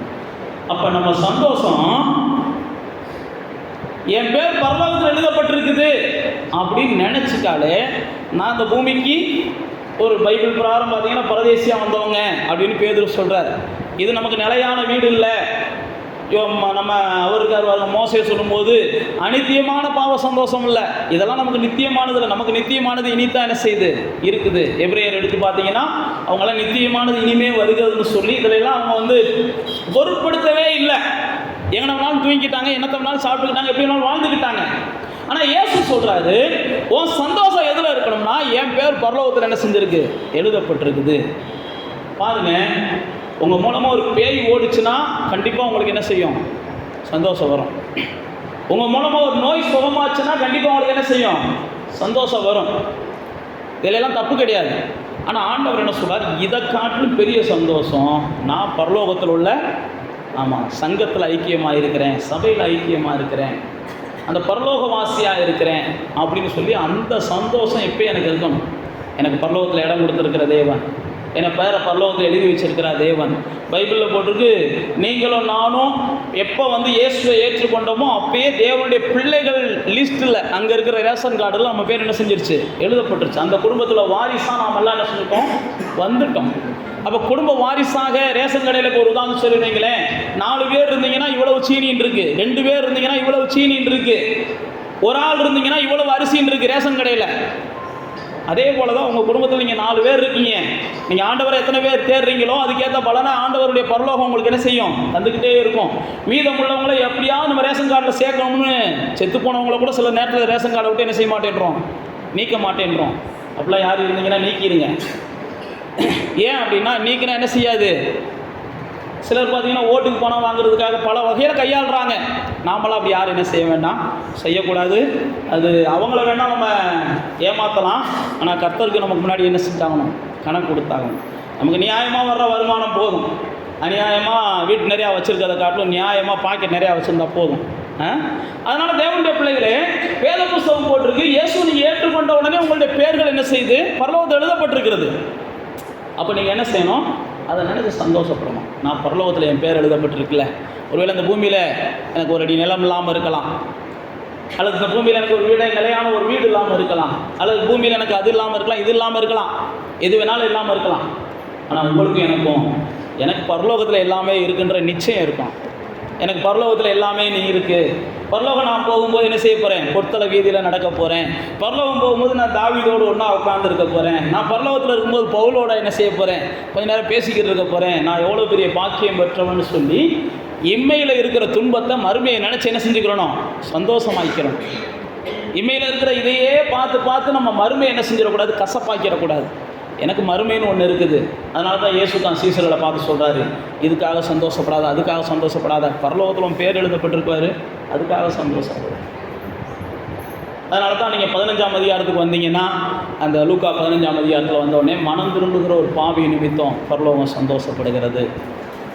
அப்போ தேவனுடைய பிள்ளைகளே, நீங்களும் நானும் நம்முடைய சந்தோஷத்தில் இன்னும் அதிகமாக சந்தோஷம் பெறணும் அப்படின்னா பாவிகள் மனம் திரும்புகிறதுக்கு நம்ம பயன்படணும். பாவிகள் மனம் திரும்புகிறதுக்கு நம்ம பயன்படலை அப்படின்னாலே நம்முடைய சந்தோஷம் பரிபூர்ணப்படவே செய்யாது. நீங்கள் வேதத்தை வாசிக்கிறதுனால சந்தோஷத்தை பெறலாம், பரிசுத்த ஆவியை பெற்றதுனால சந்தோஷத்தை பெறலாம், தேவ சமூகத்தை நாடுறதுனால சந்தோஷத்தை பெறலாம். அதே மாதிரி நான் சொன்ன மாதிரி புது வாழ்க்கையை நீங்கள் பெற்றதுனால சந்தோஷத்தை பெறலாம். இதெல்லாம் நீங்கள் சந்தோஷத்தை பெறுவதற்கு தேவன் கொடுத்திருக்கிற வழிமுறைகள். கடைசியாக நான் உங்களுக்கு சொல்கிறேன், உங்கள் மூலமாக ஒரு பாவியைவாது நீங்கள் என்ன செய்யணும்? மனம் திரும்ப பண்ணணும். உங்கள் மூலமாக பாவிகள் மனம் திரும்பணும். தேவனை அறியாத ஜனங்கள் மனம் திரும்பணும். தேவனை ஏற்றுக்கொள்ளாத ஜனங்கள் மனம் திரும்பணும். அப்போ தான் உங்களுடைய சந்தோஷத்தை நீங்கள் என்ன செய்கிறீங்க? ஒரு முற்றுப்புள்ளி வைக்கிறீங்க. எப்படி உங்களுக்குன்னு ஒரு வாரிசை உருவாக்குறீங்களோ அதே போல தான் பரலோகத்தில் உங்களுக்கு என்ன செஞ்சுருக்கணும்? வாரிசு இருக்கணும். பாவிகள் மனம் திரும்புகிறது தான். உங்கள் மூலமாக ஒரு பாவி மனம் திரும்பப்பட்டார்னா அவர் தான் பரலோகத்தில் உங்களுக்கு வாரிசாக தேவனால் என்ன செய்வார்? எண்ணப்படுவார். அதனால தான் இயேசு தான் சீசர்களுக்கு சொல்லும்போது அந்த 15ஆம் அதிகாரத்தில் தொலைந்து போன காயினு, தொலைந்து போன ஆடு, தொலைந்து போன குமாரன், இந்த 3 பேர்த்தையும் சொல்லுவார். இந்த 3 பேர்த்தையுமே சொல்லும்போது கண்டுபிடிக்கப்பட்ட உடனே சந்தோஷம். யாருக்கு சந்தோஷம்? இவங்களுக்கும் சந்தோஷம், பைபிளில் போட்டிருக்கு. நண்பர்களுக்கும் சந்தோஷம், சிநேகிதர்களுக்கும் சந்தோஷம். நீங்கள் பாருங்கள், உண்மைக்கே தேவனுடைய சந்தோஷத்தை நீங்கள் பெற்றுக்கொண்டவங்களா இருந்தீங்கன்னா உங்கள் பிள்ளைகளை பார்க்குறவங்களாம் சந்தோஷப்படுவாங்க. நீங்கள் தேவனுடைய சந்தோஷத்தினால் நிரப்பப்பட்டவங்களாக இருந்தீங்கன்னா உங்கள் பிள்ளைகளை பார்க்குறவங்க சந்தோஷப்படுவாங்க. பைபிளில் பார்த்தீங்கன்னா தாவீதினுடைய பிள்ளை சாலமோனை ஈராம் தேசத்து ராஜா பார்க்குறாரு. அந்த ராஜா பார்த்த உடனே இப்படிப்பட்ட ஞானமுள்ள குமாரனை தேவன் எங்கள் தாவீதுக்கு கொடுத்துருக்கிறாரு, அதுக்காக சந்தோஷமாக தேவனை துதித்தார் அப்படின்னு பைபிளில் போட்டிருக்குது. அப்போ உங்களுக்குள்ள சந்தோஷம் பரிபூர்ணமாக இருந்துச்சுன்னா உங்களுடைய வம்சத்தை பார்த்து மற்றவங்க சந்தோஷப்படுவாங்க. அது மட்டுமல்ல, நீங்கள் பார்த்தீங்கன்னா எத்திரோ மோசையினுடைய மாமனார் மோசையினுடைய வாழ்க்கையில் நடந்ததையும் மோசையினுடைய ஜனங்களுடைய வாழ்க்கையில் நடந்ததையும் கேள்விப்பட்டு அவ்வளோ சந்தோஷப்பட்டார். உங்கள் வாழ்க்கையில் நடக்கிறத கேள்விப்பட்டு உங்களை பெற்றவங்களும் உங்களுக்கு பொண்ணு கொடுத்தவங்களும் மாப்பிள்ளை கொடுத்தவங்களும் சந்தோஷப்படணும். உங்கள் வாழ்க்கையில் நடக்கிறத பார்த்து உங்களை பார்த்து இதுக்கு மேலே உள்ளே போகக்கூடாது, இது ரொம்ப ஆபத்தான சப்ஜெக்ட், என்ன அப்படிலாம் ரொம்ப கேள்விக்குறி தான். எத்தனை பேருடைய மாமியார் மருமகனை பார்த்து சந்தோஷப்படுறாங்க, எத்தனை பேருடைய மாமனார் அல்லது மாமியார் மருமகளை பார்த்து சந்தோஷப்படுறாங்க அப்படின்னு இன்றைக்கெல்லாம் கேள்வி கேட்டால் 99% வாய்ப்பு இல்லாத ஒரு குடும்பம் தான் இன்றைக்கி உலகத்தில் இருக்குது. இன்றைக்கி திருச்சபைகளையும் அதுதான் இருக்குது. ஆனால் வேதம் சொல்கிறது அப்படிப்பட்ட சூழ்நிலைக்கு ஒரு முற்றுப்புள்ளி நம்ம வைக்கணும். அப்படிப்பட்ட ஒரு சூழ்நிலைக்கு நம்ம ஒரு முற்றுப்புள்ளி வைக்கணும். மோசே வாழ்க்கையில் நடந்ததையெல்லாம் கேட்ட உடனே எத்திரா சந்தோஷப்பட்டு தேவனை துதிச்சானா. உன் தேவன் தாண்டா பெரியவர், உன் தேவன் தாண்டா வல்லவர், உன் தேவன் தாண்டா மகத்துவமானவர், உன்னுடைய தேவனை போல யாருமே இல்லை அப்படின்னு சொல்லி. அப்போ நாம் இவங்களுக்கு சந்தோஷத்தை கொடுத்தாதான், அல்லது நாம் சந்தோஷமும் தருகிறவர்களாக மாறினாதான் இப்படிப்பட்டவங்கெல்லாம் மனம் திரும்புவாங்க. யாரெல்லாம் நம்முடைய குடும்பத்தில் நரகத்துக்கு போகாமல் தப்பணும்னு நினைக்கிறீங்களோ அவங்கெல்லாம் மனம் திரும்பணும்னா நீங்கள் என்ன செய்யணும்? உங்களுடைய தேவனுடைய அதிசயங்களை அவங்கள்ட்ட சொல்கிற அளவுக்கு நீங்கள் சாட்சி உள்ளவங்களாக இருக்கணும். நீங்கள் சொன்னால் அவங்க என்ன செய்யணும்? கொஞ்சமாவது காது கொடுத்து கேட்கணும். ஆமாம், உன்னையவே ஆண்டவர் மாற்றலை, நீ நான் மாதிரி என்ன செய்ய போகிறேன் அப்படின்லாம் நம்மளை கேட்டாங்க அப்படின்னா உண்மைக்கு நம்ம வருத்தப்படுறோமோ இல்லையோ தேவன் என்ன செய்வார்? வருத்தப்படுவார். எத்திரோ சொன்ன உடனே, மோசே சொன்ன உடனே எத்திரோ ரொம்ப சந்தோஷப்படுறான். மாமனார் ரொம்ப சந்தோஷப்படுறாரு, மாமனார் ரொம்ப சந்தோஷப்படுகிறார். சில நேரத்தில் நாம் தேவனை பற்றி ஏதாவது சாட்சி சொல்ல முடியுமா அப்படின்னா நாம் சொல்கிற சாட்சியெல்லாம் ரொம்ப கம்மியாக தான் இருக்குது. தேவனுடைய அதிசயங்களெல்லாம் நம்ம அதிகமாக நினச்சி பேசுகிறது இல்லை. ஆனால் மோசே தன்னுடைய தேவனுடைய அதிசயங்கள்லாம் நினச்சி என்ன செஞ்சான்?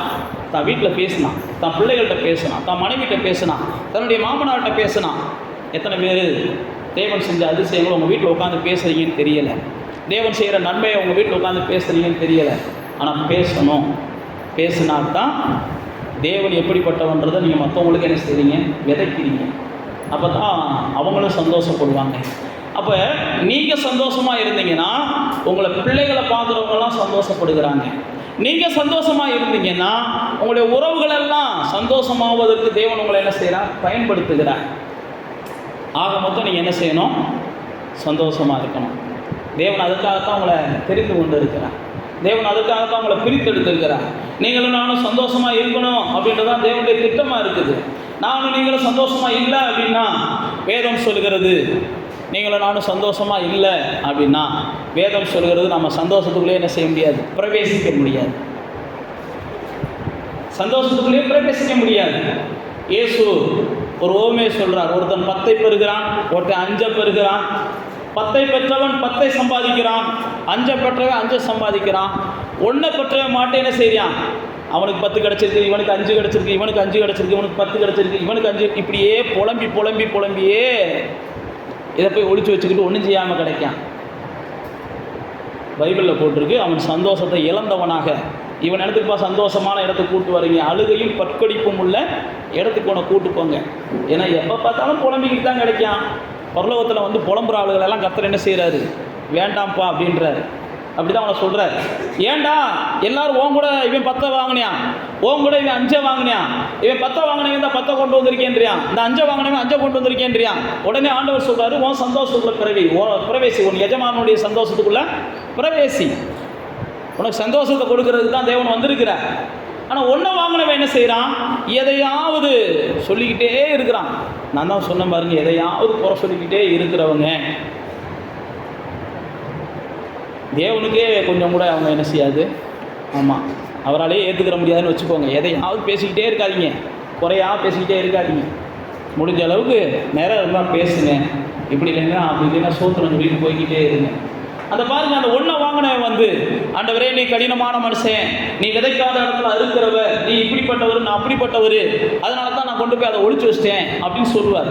உடனே அந்த எஜமான் சொல்லுவான், இதை கொண்டு போய் வட்டிக்காரர் இடத்துல காசுக்காரங்க கையில் கொடுத்துருந்தா கூட நேரம் பெருகி இருக்குமேப்பா, இதை கூட உனக்கு செய்ய இஷ்டம் இல்லை, இப்படி தான் சொல்லிக்கிட்டே கிடக்க.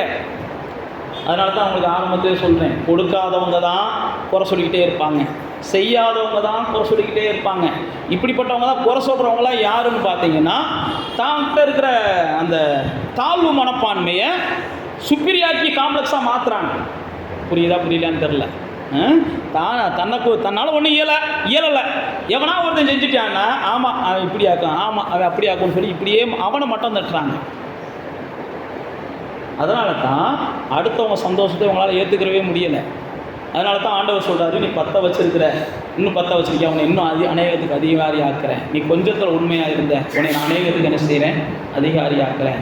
உன்னுடைய எஜமானுடைய சந்தோஷத்துக்குள்ளே பிரவேசி, உன்னுடைய எஜமானுடைய சந்தோஷத்துக்குள்ளே பிரவேசி. அப்போ நீங்களும் நானும் எந்த அளவுக்கு சந்தோஷமாக இருக்கிறோமோ அந்த அளவுக்கு நமக்கு பெருக்கம் வரும். நீங்கள் சந்தோஷமாக இருந்தால் தான் பெருக்கத்தை பார்க்க முடியும். சந்தோஷமாக இருந்தால் தான் ஆசீர்வாதத்தை பார்க்க முடியும். சந்தோஷமாக இருந்தால் தான் பலனை பார்க்க முடியும். சந்தோஷமாக இருந்தால் தான் ஆயுஷ் நாட்களை பார்க்க முடியும். சந்தோஷமாக இருந்தால் தான் ஆரோக்கியத்தை பார்க்க முடியும். சந்தோஷமாக இருந்தால் தான் உங்களுடைய ஆஸ்திகள் பெருகும். எல்லாம் பெருனா தான் நான் சந்தோஷமாக இருப்போம் அப்படின்னு நம்ம நம்புகிறோம். ஆனால் வேதம் சொல்கிறது நீ சந்தோஷமாக இருக்கத்தான். நம்ம எல்லாருக்குமே தெரியும், யாபேஸ் ஒரு ஜெபம் பண்ணுறாரு, கர்த்தாவே என் தாய் என்னை துக்கத்தோடு என்ன செஞ்சுருக்கிறாங்க, பெற்றிருக்கிறாங்க அப்படின்னு சொல்லி ஆண்டவர் நோக்கி பார்த்து ஜெபம் பண்ணுறாரு. என்னை நீங்கள் ஆசீர்வதிங்க, என் எல்லையை பெரிதாக்குங்க, தீங்கு என்னை துக்கப்படுத்தாத அளவுக்கு என்னை தப்பு வைங்க அப்படிலாம் ஜெபம் பண்ணுறாரு. பைபிளில் வாசிச்சு பார்த்தீங்கன்னா கர்த்தர் யாபேசின் ஜெபத்தை கேட்டான்.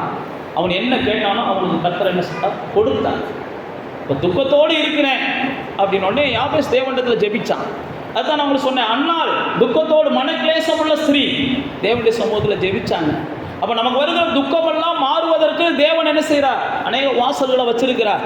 ஒன்று ஜெபிக்கும் போது மாறுகிறது, ஆலயத்துக்கு வரும்போது மாறுகிறது, வசனத்தை தியானிக்கும் போது மாறுகிறது, பரிசுத்த ஆவியானவருடைய உதவியை நாடும் போது மாறுகிறது, நாம் ஊழியம் செய்யும் போது மாறுகிறது. ஆனால் நம்முடைய சந்தோஷம் நிலைக்கணும், பெருகணும். நம்முடைய துக்கம் மாறுவதற்கு 1000 வழிகளை கர்த்தர் வச்சிருக்கிறார். ஆயிரக்கணக்கான வழிகளை வச்சிருக்கிறார். நாம் என்ன செஞ்சிடறோம், நம்முடைய துக்கத்தை விடவே மாட்டேன்றோம். நம்ம சந்தோஷத்தை தான் அடுத்த நிமிஷமே குழி தோண்டி புதைச்சிடுறோம். துக்கத்தை நம்ம எப்பயுமே பிடிச்சிக்கிட்டே இருக்கிறோம். நான் மறுபடியும் சொல்கிறேன், நமக்கு துக்கம் நமக்கு சொந்தமானது இல்லை, நமக்கு சந்தோஷம் தான் நமக்கு சொந்தமானது. பைபிளில் போட்டிருக்கு மன மகிழ்ச்சி நல்ல ஔஷதம். இன்னொரு இடத்துல போட்டிருக்கு மன மகிழ்ச்சி நல்ல முக மலர்ச்சியை கொடுக்கும். ஏன் இதெல்லாம் வேதம் நமக்கு சொல்லி கொடுக்குதுன்னா, தேவ பிள்ளைகள் பிரகாசிக்கிறவங்களா இருக்கணும். தேவ பிள்ளைகள் முகம் என்ன செய்யணும், சந்தோஷமாக இருக்கணும். தேவ பிள்ளைகளுடைய முகத்தை பார்த்த உடனே ஸ்தேவானுடைய முகத்தை பார்த்தபோது வேதம் சொல்லுகிறது, தேவதூதனுடைய முகத்தை போல் அது என்ன செஞ்சான், பிரகாசமாக இருந்துச்சான். அதே மாதிரி தான் தாவீதுடைய முகத்தை குறித்து நம்ம வேதத்தில் வாசிக்கிறோம். அதே போல் மோசேயுடைய முகத்தை குறித்து நம்ம வேதத்தில் வாசிக்கிறோம். அப்போ நம்முடைய முகம்லாம் என்ன செய்யணும், அப்படிப்பட்ட ஆசீர்வதிக்கப்பட்ட ஒரு முகமாக இருக்கணும். நம்முடைய முகத்தை பார்க்கும்போதே இவர்கள் ஆசீர்வதிக்கப்பட்டவர்கள், கர்த்தராலே ஆசீர்வதிக்கப்பட்டவங்களே நீங்கள் என்ன செய்யுங்க, உள்ளே வாங்கன்னு நம்மளை கூப்பிடணும். எப்பா இந்த ஆளா பார்த்தாலே சிறு சிறுன்னு தெரிகிறாரு அப்படின்னு நினைக்கக்கூடாது. இந்த அம்மாவா முனி மூக்கில் கோவத்தை வச்சுக்கிட்டு இருக்கிறாங்க, சட்டுப்பட்டுன்னு என்ன செய்கிறாங்க, பொரியிறாங்கலாம் நினைக்கக்கூடாது. பைபிளில் பார்த்தீங்கன்னா அந்த அவர் யார், எலையாசர், அவ்வளோ பொறுமையாக என்ன செய்கிறாரு, நிற்கிறாரு. அவ்வளோ பொறுமையாக நிற்கிறாரு. யாராவது ஒரு அம்மா வந்து தண்ணி கொண்டு வந்தால் கேட்போம் அப்படின்னு தண்ணி கேட்குறாரு. அப்போ தண்ணி கேட்குற அம்மா பைபிளில் போட்டுருக்கு, தண்ணி கேட்குற அம்மா என்ன சொல்லுதுன்னு கொஞ்சம் பொறுமையாக காத்து கிடப்போம். அப்போ எல்லாத்தையும் நிதானமாக கையாளுறாரு எலையாசர். அதனால தான் அந்த அம்மா என்ன செய்கிறாங்க, எலையாசர் வீட்டை கூட்டு போகும்போது அந்த வீட்டுக்காரங்களாம் சொல்கிறாங்க, கர்த்தரால் ஆசீர்வதிக்கப்பட்டவரே நீங்கள் உள்ளே வாங்க. உங்கள் முகத்தை பார்த்த உடனே என்ன செய்யணும், இவங்க கர்த்தருடையவர்கள், இவங்க கர்த்தரால் ஆசீர்வதிக்கப்பட்டவங்க, இவங்க கர்த்தருடையவர்கள் அப்படின்னு சொல்லணும். நம்முடைய முகம் அவ்வளோ கடை உள்ளதாக என்ன செய்யணும், இருக்கணும். அப்போ வேத புஸ்தகத்தில் பல உதாரணங்களை நான் உங்களுக்கு சொல்லிட்டேன். ஆனால் நீங்கள் என்ன செய்யணும், சந்தோஷமாக இருக்கணும். இவ்வளோ தூரம் நான் சொல்கிறதுக்கு காரணம் அது ஒன்று தான். வாழ்க்கையில் எல்லாமே வரும், எல்லாமே வரும். அதுதான் சொல்கிறேன்ல, நிந்தைகள் வரும், நோய்கள் வரும், அவமானங்கள் வரும், தேவைகள் வரும், எல்லாமே வரும். எல்லாமே வரும்போது நீங்கள் சந்தோஷமாக இருக்கணும். அதுக்கு தான் தேவன் என்ன செய்கிறார், தன்னுடைய வார்த்தைகளை உங்களுக்கு கொடுத்துருக்கிறார். அதுக்கு தான் தேவன் உங்களுக்கு ஆவியானவரை கொடுத்துருக்கிறார். அதுக்காக தான் தேவன் திருச்சபை ஐக்கியத்தை கொடுத்துருக்கிறார். அதற்காக தான் அவருடைய சமூகத்துக்கு நீங்கள் நாள்தோறும் வருவதற்கு உங்களுக்கு என்ன செய்கிறார், போதிக்கிறார். நீங்கள் சந்தோஷமாக இருக்கணும். நீங்கள் சந்தோஷமாக இருந்தால் தான் இந்த உலகத்தில் நீங்கள் ஜெயிக்க முடியும். சந்தோஷமாக இருந்தால் தான் இந்த உலகத்தில் நீங்கள் சாதிக்க முடியும். சந்தோஷமாக இருந்தால் தான் இந்த உலகத்தில் நீங்கள் தலை நிமிர்ந்து நடக்க முடியும். நீங்கள் சந்தோஷமாக இருக்கணும். ஒருவேளை உங்களுக்கு 1000 பிரச்சனைகள் இருக்கலாம், ஆனால் 1000 பிரச்சனைகள் ஆண்டவரை தவிர வேறு யார்ட்டையும் சொல்லக்கூடாது. 1000 பிரச்சனைகள் இருக்கலாம். அதுதான் நான் உங்களுக்கு சொன்னேன், அன்னாள் வந்து கணவனாட்ட போய் சொல்லி அழுகலை. கணவனாட்ட போய் சொல்லி அழுதுதான் என்ன ஆகிருக்கும், கணவனார் வேணால் ஒரு பப்ஸ் வாங்கி கொடுத்துருப்பாரு, அழுகாதமாண்டு. இன்றைக்கெல்லாம் கணவன் மாதிரி அதான செய்கிறாங்க. அழுத உடனே அம்மாவுக்கு என்ன பிடிக்கும், பப்ஸா, பொரிச்சக்கறியா, புரோட்டாவா, பிரியாணியா என்னன்னு தெரியாது. இன்றைக்கி இருக்கிற ஆளுகள், பழைய காலத்து ஆளுகள்லாம் செய்கிறாங்களான்னு தெரியலை. அண்ணாலும் அப்படி தான் செஞ்சுருப்பாங்க. கடைசியில் பார்த்தா என்ன செஞ்சுருக்கோம், நாளைக்கும் அந்த அழுகை தொடர்ந்து இருக்கும். ஆனால் அண்ணாள் வந்து என்ன செஞ்சாங்க, உடனே தேவ சமூகத்துக்கு போனாங்க. அதனால தான் நான் உங்களுக்கு சொல்லுகிறேன், நமக்கு இருக்கிற உலகம், இன்றைக்கி இருக்கிற உலகத்தில் நம்ம அவ்வளோ நெருக்கத்தை சந்திக்கிறோம். யாருக்கு தான் பாடு இல்லை, யாருக்கு தான் பிரச்சனை இல்லை, யாருக்கு தான் போராட்டம் இல்லை. நேற்றை கூட ஒருத்தர் சொல்லிக்கிருந்தார், வியாதியே வராதுன்னு போதிக்கிறவங்க கடைசியில் வியாதிப்பட்டு என்ன செய்கிறாங்க? சாகுறாங்க. சாவே இல்லைன்னு போதிக்கிறவங்க கடைசியில் என்ன செஞ்சிடறாங்க? அல்பாயுசில் செத்து போயிடுறாங்க. இன்னும் என்னென்னமோ சொன்னாங்க. அவ்வளோ தூரமாக நம்ம உள்ளே போக தேவையில்லை. உங்களுக்கு இதெல்லாம் புரியாது. ஒரு சிலருக்கு தான் புரியும், எல்லாத்துக்கும் புரியாது. நான் பேசுகிறது தமிழில் தான் பேசுகிறேன், இருந்தாலும் என்ன செய்கிறேன், கொஞ்சம் வெளியில் பேசுகிறேன். அப்போ நான் என்ன சொல்ல வரேன்னா, இன்றைக்கி இப்படியெல்லாம் பேசிட்டு மக்கள் என்ன செஞ்சிடுறாங்க? வாழ்க்கையை சூனியமாக்குறாங்க. ஆனால் நீங்களும் நானும் அப்படி இல்லை. நம்முடைய வாழ்க்கையை என்ன செய்யணும்? எப்பயும் சந்தோஷமாக வச்சுக்கிறோம். நாம் சந்தோஷமாக இருக்கணும், நம்மளோடு இருக்கிறவங்கள சந்தோஷமாக வச்சுக்கிறணும், நம்ம தெருக்களை சந்தோஷமாக வச்சுருக்கணும். பைபிளில் தான் சொல்லி கூடிய மட்டும் நீங்கள் சமாதானமாக என்ன செய்யுங்க? இருங்க. கூடிய மட்டும் சமாதானமாக இருங்க. முடிஞ்ச அளவுக்கு சமாதானமாக இருங்க. பிலிப்பு போனவுடனே அந்த சமாதியா பட்டணத்தில் சந்தோஷம் வந்துச்சு. நீங்கள் ஒரு வீட்டுக்குள்ளே போனவுடனே என்ன செய்யணும்? சந்தோஷம் வரணும். மரியாள் போனவுடனே எலிசபெத் உள்ளத்தில் சந்தோஷம் வந்துச்சு. நீங்கள் ஒரு ஆளை பார்த்த உடனே அந்த உள்ளத்தில் என்ன செய்யணும்? சந்தோஷம் வரணும். இதெல்லாம் வேதத்தில் இருக்குது. அதனால தான் நான் உங்களுக்கு சொல்லுகிறேன், நீங்கள் என்ன செய்யுங்க? எப்பயும் சந்தோஷமாக இருங்க. அது சந்தோஷத்தை பாதிக்கிற காரியங்கள், சந்தோஷத்தை அல்லது கெடுக்கிற காரியங்கள் வரும்போது தேவ சமூகத்துக்கு போங்க. தேவனே, என் சந்தோஷம் என்ன செய்யணும்? பாதுகாக்கப்படணும். பைபிளில் போட்டிருக்கு, மீட்கப்பட்டவர்கள் என்ன செய்வாங்களா? நித்திய மகிழ்ச்சியை தலை மேலே வச்சுருப்பாங்களாம். மீட்கப்பட்டவர்கள் நித்திய மகிழ்ச்சியை தலை மேலே வச்சுருப்பாங்க. சஞ்சலமும் தவிப்பும் ஓடி போயிடும். இதெல்லாம் யாருக்கு? மீட்கப்பட்டவர்களுக்கு. நீங்களும் நானும் மீட்கப்பட்டவர்கள். சஞ்சலமும் தவிப்பும் நம்மளை விட்டு ஓடி போயிடும். நித்திய மகிழ்ச்சி நம்ம என்ன செய்யும்? தலையில் இருக்கும். அதனால் மகிழ்ச்சியோடு இருங்க. கண்டிப்பாக வருகிற நாட்களை கர்த்தர் என்ன செய்வாராக? நீங்கள் மகிழ்ந்திருக்கு திரும்ப பாராட்டுவாராக. அப்படியே கண்களை மூடி தேவனை நோக்கி அப்படியே கண்ணை மூடி நீங்கள் உங்களுடைய சமூகத்துக்கு வாங்க. சங்கீதக்காரன் அந்த 30வது சங்கீதத்தை நீங்கள் கொஞ்சம் நேரம் யோசிச்சு பாருங்கள். அவன் சொல்கிறான், மாலையில் அழுக, ஆனால் காலையில் எனக்கு தேவன் அக்களிப்பை கொடுக்குறார். என் புலம்பலை என் தேவன் ஆனந்த கழிப்பாக மாற்றுறாரு. நான் உங்களுடைய முகத்தை மறைச்சு கொண்ட போது கலங்கிட்டேன், ஆனால் உங்களுடைய தயவுனால் நான் நிலை நிற்கிறேன். இதெல்லாம் 30வது சங்கீதத்தை நீங்கள் வீட்டில் வாசிச்சு பாருங்கள். கர்த்தாவே, என் சத்துருக்கள் மகிழ விடாமல் என்னை நீங்கள் கைதூக்கி விட்டீங்கப்பா அப்படின்னு சொல்லுவான். உங்கள் சத்துருக்களுக்கு முன்பாக நீங்கள் துக்கத்தோடு இருக்க தேவன் விரும்பலை. தேவனை அறியாத ஜனங்களுக்கு முன்பாக நீங்கள் வேடிக்கை பொருளாக இருப்பதை தேவன் விரும்பலை. தேவனை அறியாத ஜனங்களுக்கு முன்பாக நீங்கள் நிந்தையாக இருக்கிறத தேவன் விரும்பலை. தேவனை ஆராதிக்காத ஜனங்களுக்கு முன்பாக நீங்கள் அழுது கொண்டு இருக்கிறதையும் தேவன் விரும்பலை. நான் மறுபடியும் தான் சொல்கிறேன். சங்கீதம் 30 வாட்சி பார்த்தீங்கன்னா சங்கீதக்காரன் சொல்கிறான், கர்த்தாவே, சத்துருக்களை மகிழ விடாமல் என்னைய கைதூக்கி விட்டீங்கப்பா. என் நோயை குணமாக்குனீங்கப்பா. என் நோயை குணமாக்குனீங்க ஆண்டவரே. என் புலம்பலை மாற்றினீங்கப்பா. மகிழ்ச்சி என்னும் கட்டினால் என் எடையை கட்டினீங்கப்பா. சிம்சோன் வீழ்ச்சியை சந்திக்கிறான். வீழ்ச்சியை சந்தித்த உடனே எதிரிகள்லாம் சந்தோஷப்படுறாங்க. நீங்கள் வீழ்ச்சியை பார்த்த உடனே உங்களுடைய எதிரி சந்தோஷப்படுவான். அப்போ கூட சிம்சோன் என்ன செய்கிறான்? ஆண்டவரே, எதிரிகள்லாம் சந்தோஷப்படுறாங்க, நான் விழுந்ததுனால தான் சந்தோஷப்படுறாங்க. எனக்கு ஒரே ஒரு சந்தோஷம், இந்த எதிரிகளுக்கு முன்பாக நான் மறுபடியும் எழும்பணும். இந்த எதிரிகளுக்கு முன்பாக நான் மறுபடியும் எழும்பணும். என் ஜெபத்தை கேளுங்கப்பான்னு சொல்லி ஒரே ஒரு நிமிஷம் தான் ஜெபம் பண்ணான். கர்த்தர் பெரிய காரியத்தை செஞ்சார். அவன் எதிரிகளுடைய முகமெல்லாம் செத்து போச்சு. எதிரிகளுடைய முகமெல்லாம் செத்து போச்சு. பைபிளில் போட்டிருக்க, அவங்க உயிரோடு இருக்கிறதை காட்டி இருந்தப்போ செஞ்சதை பார்க்கிறோம், சாக போகிறப்ப செஞ்சது பெருசாக இருந்துச்சுன்னு சொல்லியான். அதனால் ஒருவேளை உங்களுடைய வீழ்ச்சியை பார்த்து எதிரிகள் சந்தோஷப்படலாம். அப்போ கூட நீங்கள் தேவ சமூகத்தை நாடுங்க. சிம்சன் அப்படி தான் நாடினார். பெரிய வெற்றியை பார்த்தார். பெரிய வெற்றியை பார்த்தார். நான் மறுபடியும் சொல்கிறேன், நீங்கள் சந்தோஷமாக இருப்பதற்காக தேவன் எதையும் செய்வார். நீங்கள் சந்தோஷமாக இருக்கணும், அதான் தேவனுடைய விருப்பம். உங்களுடைய இருதயம் சந்தோஷத்தினால் நிரம்பி இருக்கணும். அன்னாளுக்காக சந்தோஷத்துக்காக எதையும் செய்தவர், எலிசபெத்தின் சந்தோஷத்துக்காக எதையும் செய்தவர் உங்கள் சந்தோஷத்துக்காக எதையும் செய்வார். நீங்கள் சந்தோஷமாக இருக்கிறதுக்கு என்ன வேணுமோ அவரால் செய்ய முடியும். ஆனால் அவர் என்ன செஞ்சாலும் நீங்கள் மறுபடியும் என்ன செஞ்சிடக்கூடாது. ஆமாம், உங்கள் சந்தோஷத்தை தொலைக்கக்கூடாது. அதுதான் அவர் சொன்னேன். அவர் செய்கிற நன்மையெல்லாம் சொல்லி அவரை துதிக்கணும். அவருடைய செய்கிற நன்மையெல்லாம் உங்களுடைய பிள்ளைகளோட சொல்லி பேசணும். அவர் செய்கிற நன்மையெல்லாம் உங்களுக்கு தெரிந்தவர்களோட நீங்கள் பேசணும். அவர் உங்களுக்கு கொடுக்குற சந்தோஷத்தை நீங்கள் மற்றவங்கள்ட்ட பகிர்ந்துக்கிறணும், மற்றவங்களுக்கு பாஸ் பண்ணணும். அவர் உங்களுக்கு கொடுக்குற சந்தோஷம் ஃப்ளோவாகி மற்றவங்களுடைய இருதயத்துக்கும் போகணும். உங்களவுக்கே நீங்கள் வச்சுக்கிட்டீங்கனாலும் அந்த சந்தோஷம் நிலைக்காது. உங்களுக்கே நீங்கள் வச்சுக்கிட்டீங்கனாலும் அந்த சந்தோஷம் கண்டிப்பாக உங்களுக்கு சந்தோஷமாகவும் இருக்காது. அது தேங்கி கிடக்கிற தண்ணி மாதிரி உங்களுக்கு நோயை கொண்டு வந்துடும்.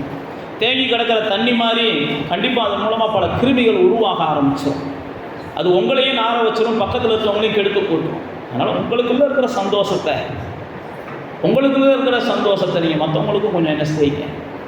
எத்தனையோ பார்க்குறோம் நம்ம கண்ணுக்கு முன்னாடி. அதனால தான் சொல்கிறேன், உங்கள் சந்தோஷம் நிறைவாகணும் அப்படின்னா பாவிகள் மனம் திரும்புவதற்கு நீங்கள் ஏதோ ஒரு வகையில் தேவனுக்கு பயன்படணும். உங்களுடைய சந்தோஷம் நிறைவாகணும் அப்படின்னு நீங்கள் நினச்சிங்கன்னா ஏதோ ஒரு வகையில் பாவிகள் மனம் திரும்புவதற்கு நீங்கள் பயன்படணும். அது உங்களுக்கு கர்த்தர் பயன்படுத்துவார். நீங்கள் ஒப்பு கொடுங்க, தேவனுடைய வார்த்தைகளுக்கு செவி விடுங்க. அது இதுன்னு சொல்லி சாக்கு போக்கெல்லாம் சொல்லாதீங்க. தேவனுடைய வார்த்தை எதுவோ அப்படியே கீழ்ப்படிங்க. யோனாட்ட தேவன் சொல்கிறார், நினிவேக்கு போனான்னு சொல்கிறாரு. ஆனால் அவன் பாருங்கள் மல்லு கட்டுறான், தேவனுடைய வார்த்தை கீழ்ப்படிய மாட்டேன்னு அடம் பிடிக்கிறான். அதனுடைய விளைவு என்ன? எத்தனையோ இழப்புகளை பார்க்குறான். ஆனால் ஒரு வேலைக்காரனை கூப்பிட்டு கச்சாடியில் தண்ணியை ஊற்றுறான். அந்த தண்ணியை எடுத்து மறுபடியும் போய் ஜனங்களுக்கு கூடுறான். உடனே தேவனுடைய வார்த்தைக்கு எவனோ ஒருத்தன் கீழ்ப்படுகிறான். ஆண்டவரோட நடக்கிற நாம 1008 என்ன செய்கிறோம், முரண்டு பண்ணுறோம் தேவனுடைய வார்த்தை கீழ்ப்படுகிறதுக்கு. ஆடையை இங்கே கொண்டு வந்து ஆலயத்தில் வச்சுருங்க அப்படின்னு பழைய ஏற்பாட்டில் ஆண்டவர் பல சத்தியங்களை சொல்லி கொடுத்துருக்கிறார். இதெல்லாம் ஆலயத்துக்கு போயிடட்டும், காணிக்க ஆலயத்துக்கு போயிடட்டும், புள்ள தேவனுக்கு போயிடட்டும், இதெல்லாம் தேவன் சொல்லியிருக்கிற எத்தனையோ சத்தியங்கள். ஆனால் தேவனுடைய வார்த்தைகளில் எது நமக்கு பிரயோஜனமானதோ அதை மட்டும் நம்ம எடுத்துக்கிறோம். தேவன் நமக்கு கொடுத்துருக்கிற பங்குல ஒரு பங்கை கர்த்தருக்கு நமக்கு கொடுக்கணும் அப்படின்ற வார்த்தை நமக்கு ரொம்ப என்ன செய்யணும், கடைப்பிடிக்கக்கூடிய வார்த்தைன்னு தெரிய மாட்டேங்குது. அது ஏதோ கடந்து போகணும், நம்ம கடந்து போயிடுறோம். ஆனால் நம்ம ஆண்டவர்லேருந்து என்ன செய்கிறோம், ஏதோ எதிர்பார்க்குறோம். அதான் சொன்ன பாருங்க, எலியா அழகா அந்த அம்மா கையாளுறாரு. அதனால் கர்த்தருக்கு செய்யணும்னு நினைக்கிறவங்க, கர்த்தருக்கு உங்களால் முடிஞ்சதை நீங்கள் கொடுக்கவும் செய்யணும். 10ல் 1 பங்கு கண்டிப்பாக நீங்கள் கொடுக்கணும், ஞானஸ்நானம் எடுத்தவங்கெல்லாம். அது மாத்திரமல்ல, உங்களுடைய வீடுகளில் வருகிற எல்லா நன்மையிலையும் கர்த்தருக்குரிய பங்கை நீங்கள் கொடுக்கணும். அப்போ தான் உங்களுடைய சந்தோஷம் நிறைவாகும். கர்த்தர் உங்களுடைய சந்தோஷத்தை நிறைவாக்குவதற்கு எதையும் செய்வார். நீங்கள் சந்தோஷமாக இருக்கணுன்றது தான் கர்த்தருடைய விருப்பம். நீங்கள் சந்தோஷமாக இருக்கணும். பூமியில் எங்கே போனாலும் என் பிள்ளைகள் சந்தோஷமாக இருக்கிறாங்கன்னு மற்றவங்க பார்க்கணும். உங்கள் பிள்ளைகளை பார்த்து மற்றவங்க சந்தோஷப்படணும். உங்களுடைய குடும்பம் உங்களை பார்த்து சந்தோஷப்படணும். உங்கள் மாமனார் மாமியாரெல்லாம் சந்தோஷப்படுகிற சூழ்நிலைகளை உருவாக்குங்க. உங்கள் கூட பிறந்தவங்கெல்லாம் உங்களை பார்த்து சந்தோஷப்படுகிற சூழ்நிலைகளை உருவாக்குங்க. ஒருவேளை இல்லாமல் இருக்கலாம், ஏன்னா உலகத்தின் இன்னைக்கு அப்படி தான் இருக்குது சூழ்நிலை. யார் யாரோடையும் ஒட்ட முடியலை, யார் யாரோடையும் பழக முடியலை, யார் யாரோடையும் பேச முடியலை. இன்னைக்கு உலகத்தின் சூழ்நிலை அப்படி தான் இருக்குது. நான் நீங்களும் நானும் அப்படி இருக்க வேண்டாம். முடிஞ்ச அளவுக்கு எல்லாரோட சமாதானமாக சந்தோஷமாக போய்கொள்ள கர்த்தருக்காக நான் அதுதான் உங்களுக்கு மறுபடியும் சொல்லுகிறேன். அண்ணாள் பாருங்கள், வெளிநாள் அதுக்கப்புறம் அவங்க பழி வாங்கலை. யோசேப்பு பாருங்கள், அதுக்கப்புறம் போய் சகோதரர்களை பழி வாங்கலை. தாவீதை பாருங்கள், சகோதரர்களை பழி வாங்கலை. மோசேவை பாருங்கள், சகோதரர்களுக்காக வேண்டுதல் பண்ணுறான். சகோதரிக்கு குஷ்டம் வருது, ஆண்டவரே என் சகோதரியை காப்பாற்றுங்கப்பான்னு வேண்டுதல் பண்ணுறான். நல்லவங்கெல்லாம் கிடையாது, மோசையோட சண்டை போட்டவங்க தான், யோசேப்புக்கு துரோகம் பண்ணவங்க தான், தாவீதுக்கு எதிர்த்து நின்றவங்க தான். யார் நல்லவங்கெல்லாம் கிடையாது. ஆனாலும் அவங்க நல்லா இருக்கணும்னு தேவ பிள்ளைகள் விரும்பினாங்க. அதை தான் நான் உங்களுக்கு சொல்கிறேன். அவங்க நல்லவங்களோ கெட்டவங்களோ அது நமக்கு தேவையில்லை. ஆனால் என் வம்சம், என் குடும்பம், என் ரத்த சொந்தம் அவங்க சந்தோஷமாக இருக்கணும், நல்லா இருக்கணும் அப்படின்னு சொல்லி நீங்கள் விரும்புங்க. நிச்சயமாக கர்த்தர் உங்களை பயன்படுத்துவார். அநேக பாவிகள் மனம் திரும்புவதற்கு நீங்கள் பயன்படுவீங்க. அநேக பாவிகள் உங்கள் மூலமாக மனம் திரும்பி இந்த பிரகாசமான எதிர்காலத்துக்கு வருவாங்க. பரலோகத்தில் உங்கள் பேர் எழுதப்பட்டிருக்கிறது மாதிரி உங்கள் பேருக்கு கீழே என்ன செய்யும், உங்கள் மூலமாக வந்து மனம் திரும்பினவங்க பேரெல்லாம் அப்படியே வரிசையாக வரும். உங்கள் கீழே அப்படியே வரிசையாக வரும். உங்கள் மூலமாக இயேசுவை கேள்விப்பட்டவங்க மனம் திரும்பினவங்க பேரெல்லாம் வரும். நீங்கள் பரலோகத்துக்கு போகும்போது தேவதூதர்களுக்கு முன்பாக தேவனாலே புகழப்படுவீங்க.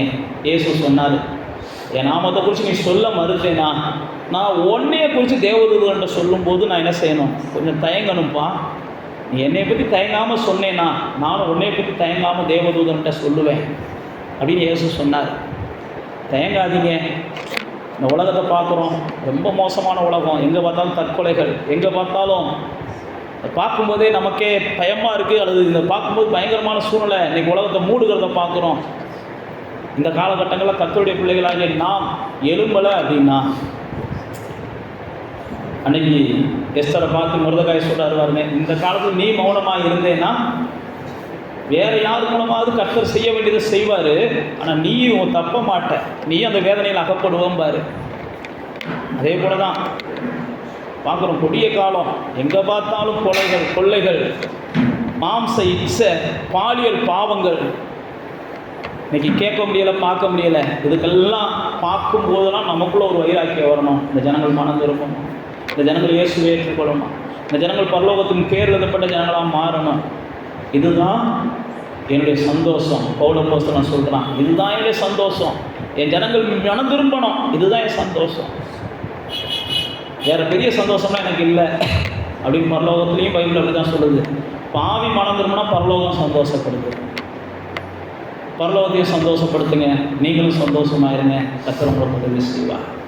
பிதாவே, இந்த நல்ல நாளில் கூட நாங்கள் தியானித்தபடி எங்களை சந்தோஷப்படுத்துவதற்கு அன்றைக்கி அண்ணாளுக்கு ஆண்டவர் அதிசயம் செய்ததைப் போல எங்களுக்கு நீங்கள் செய்ய வல்லவராக இருக்கிறீங்கப்பா.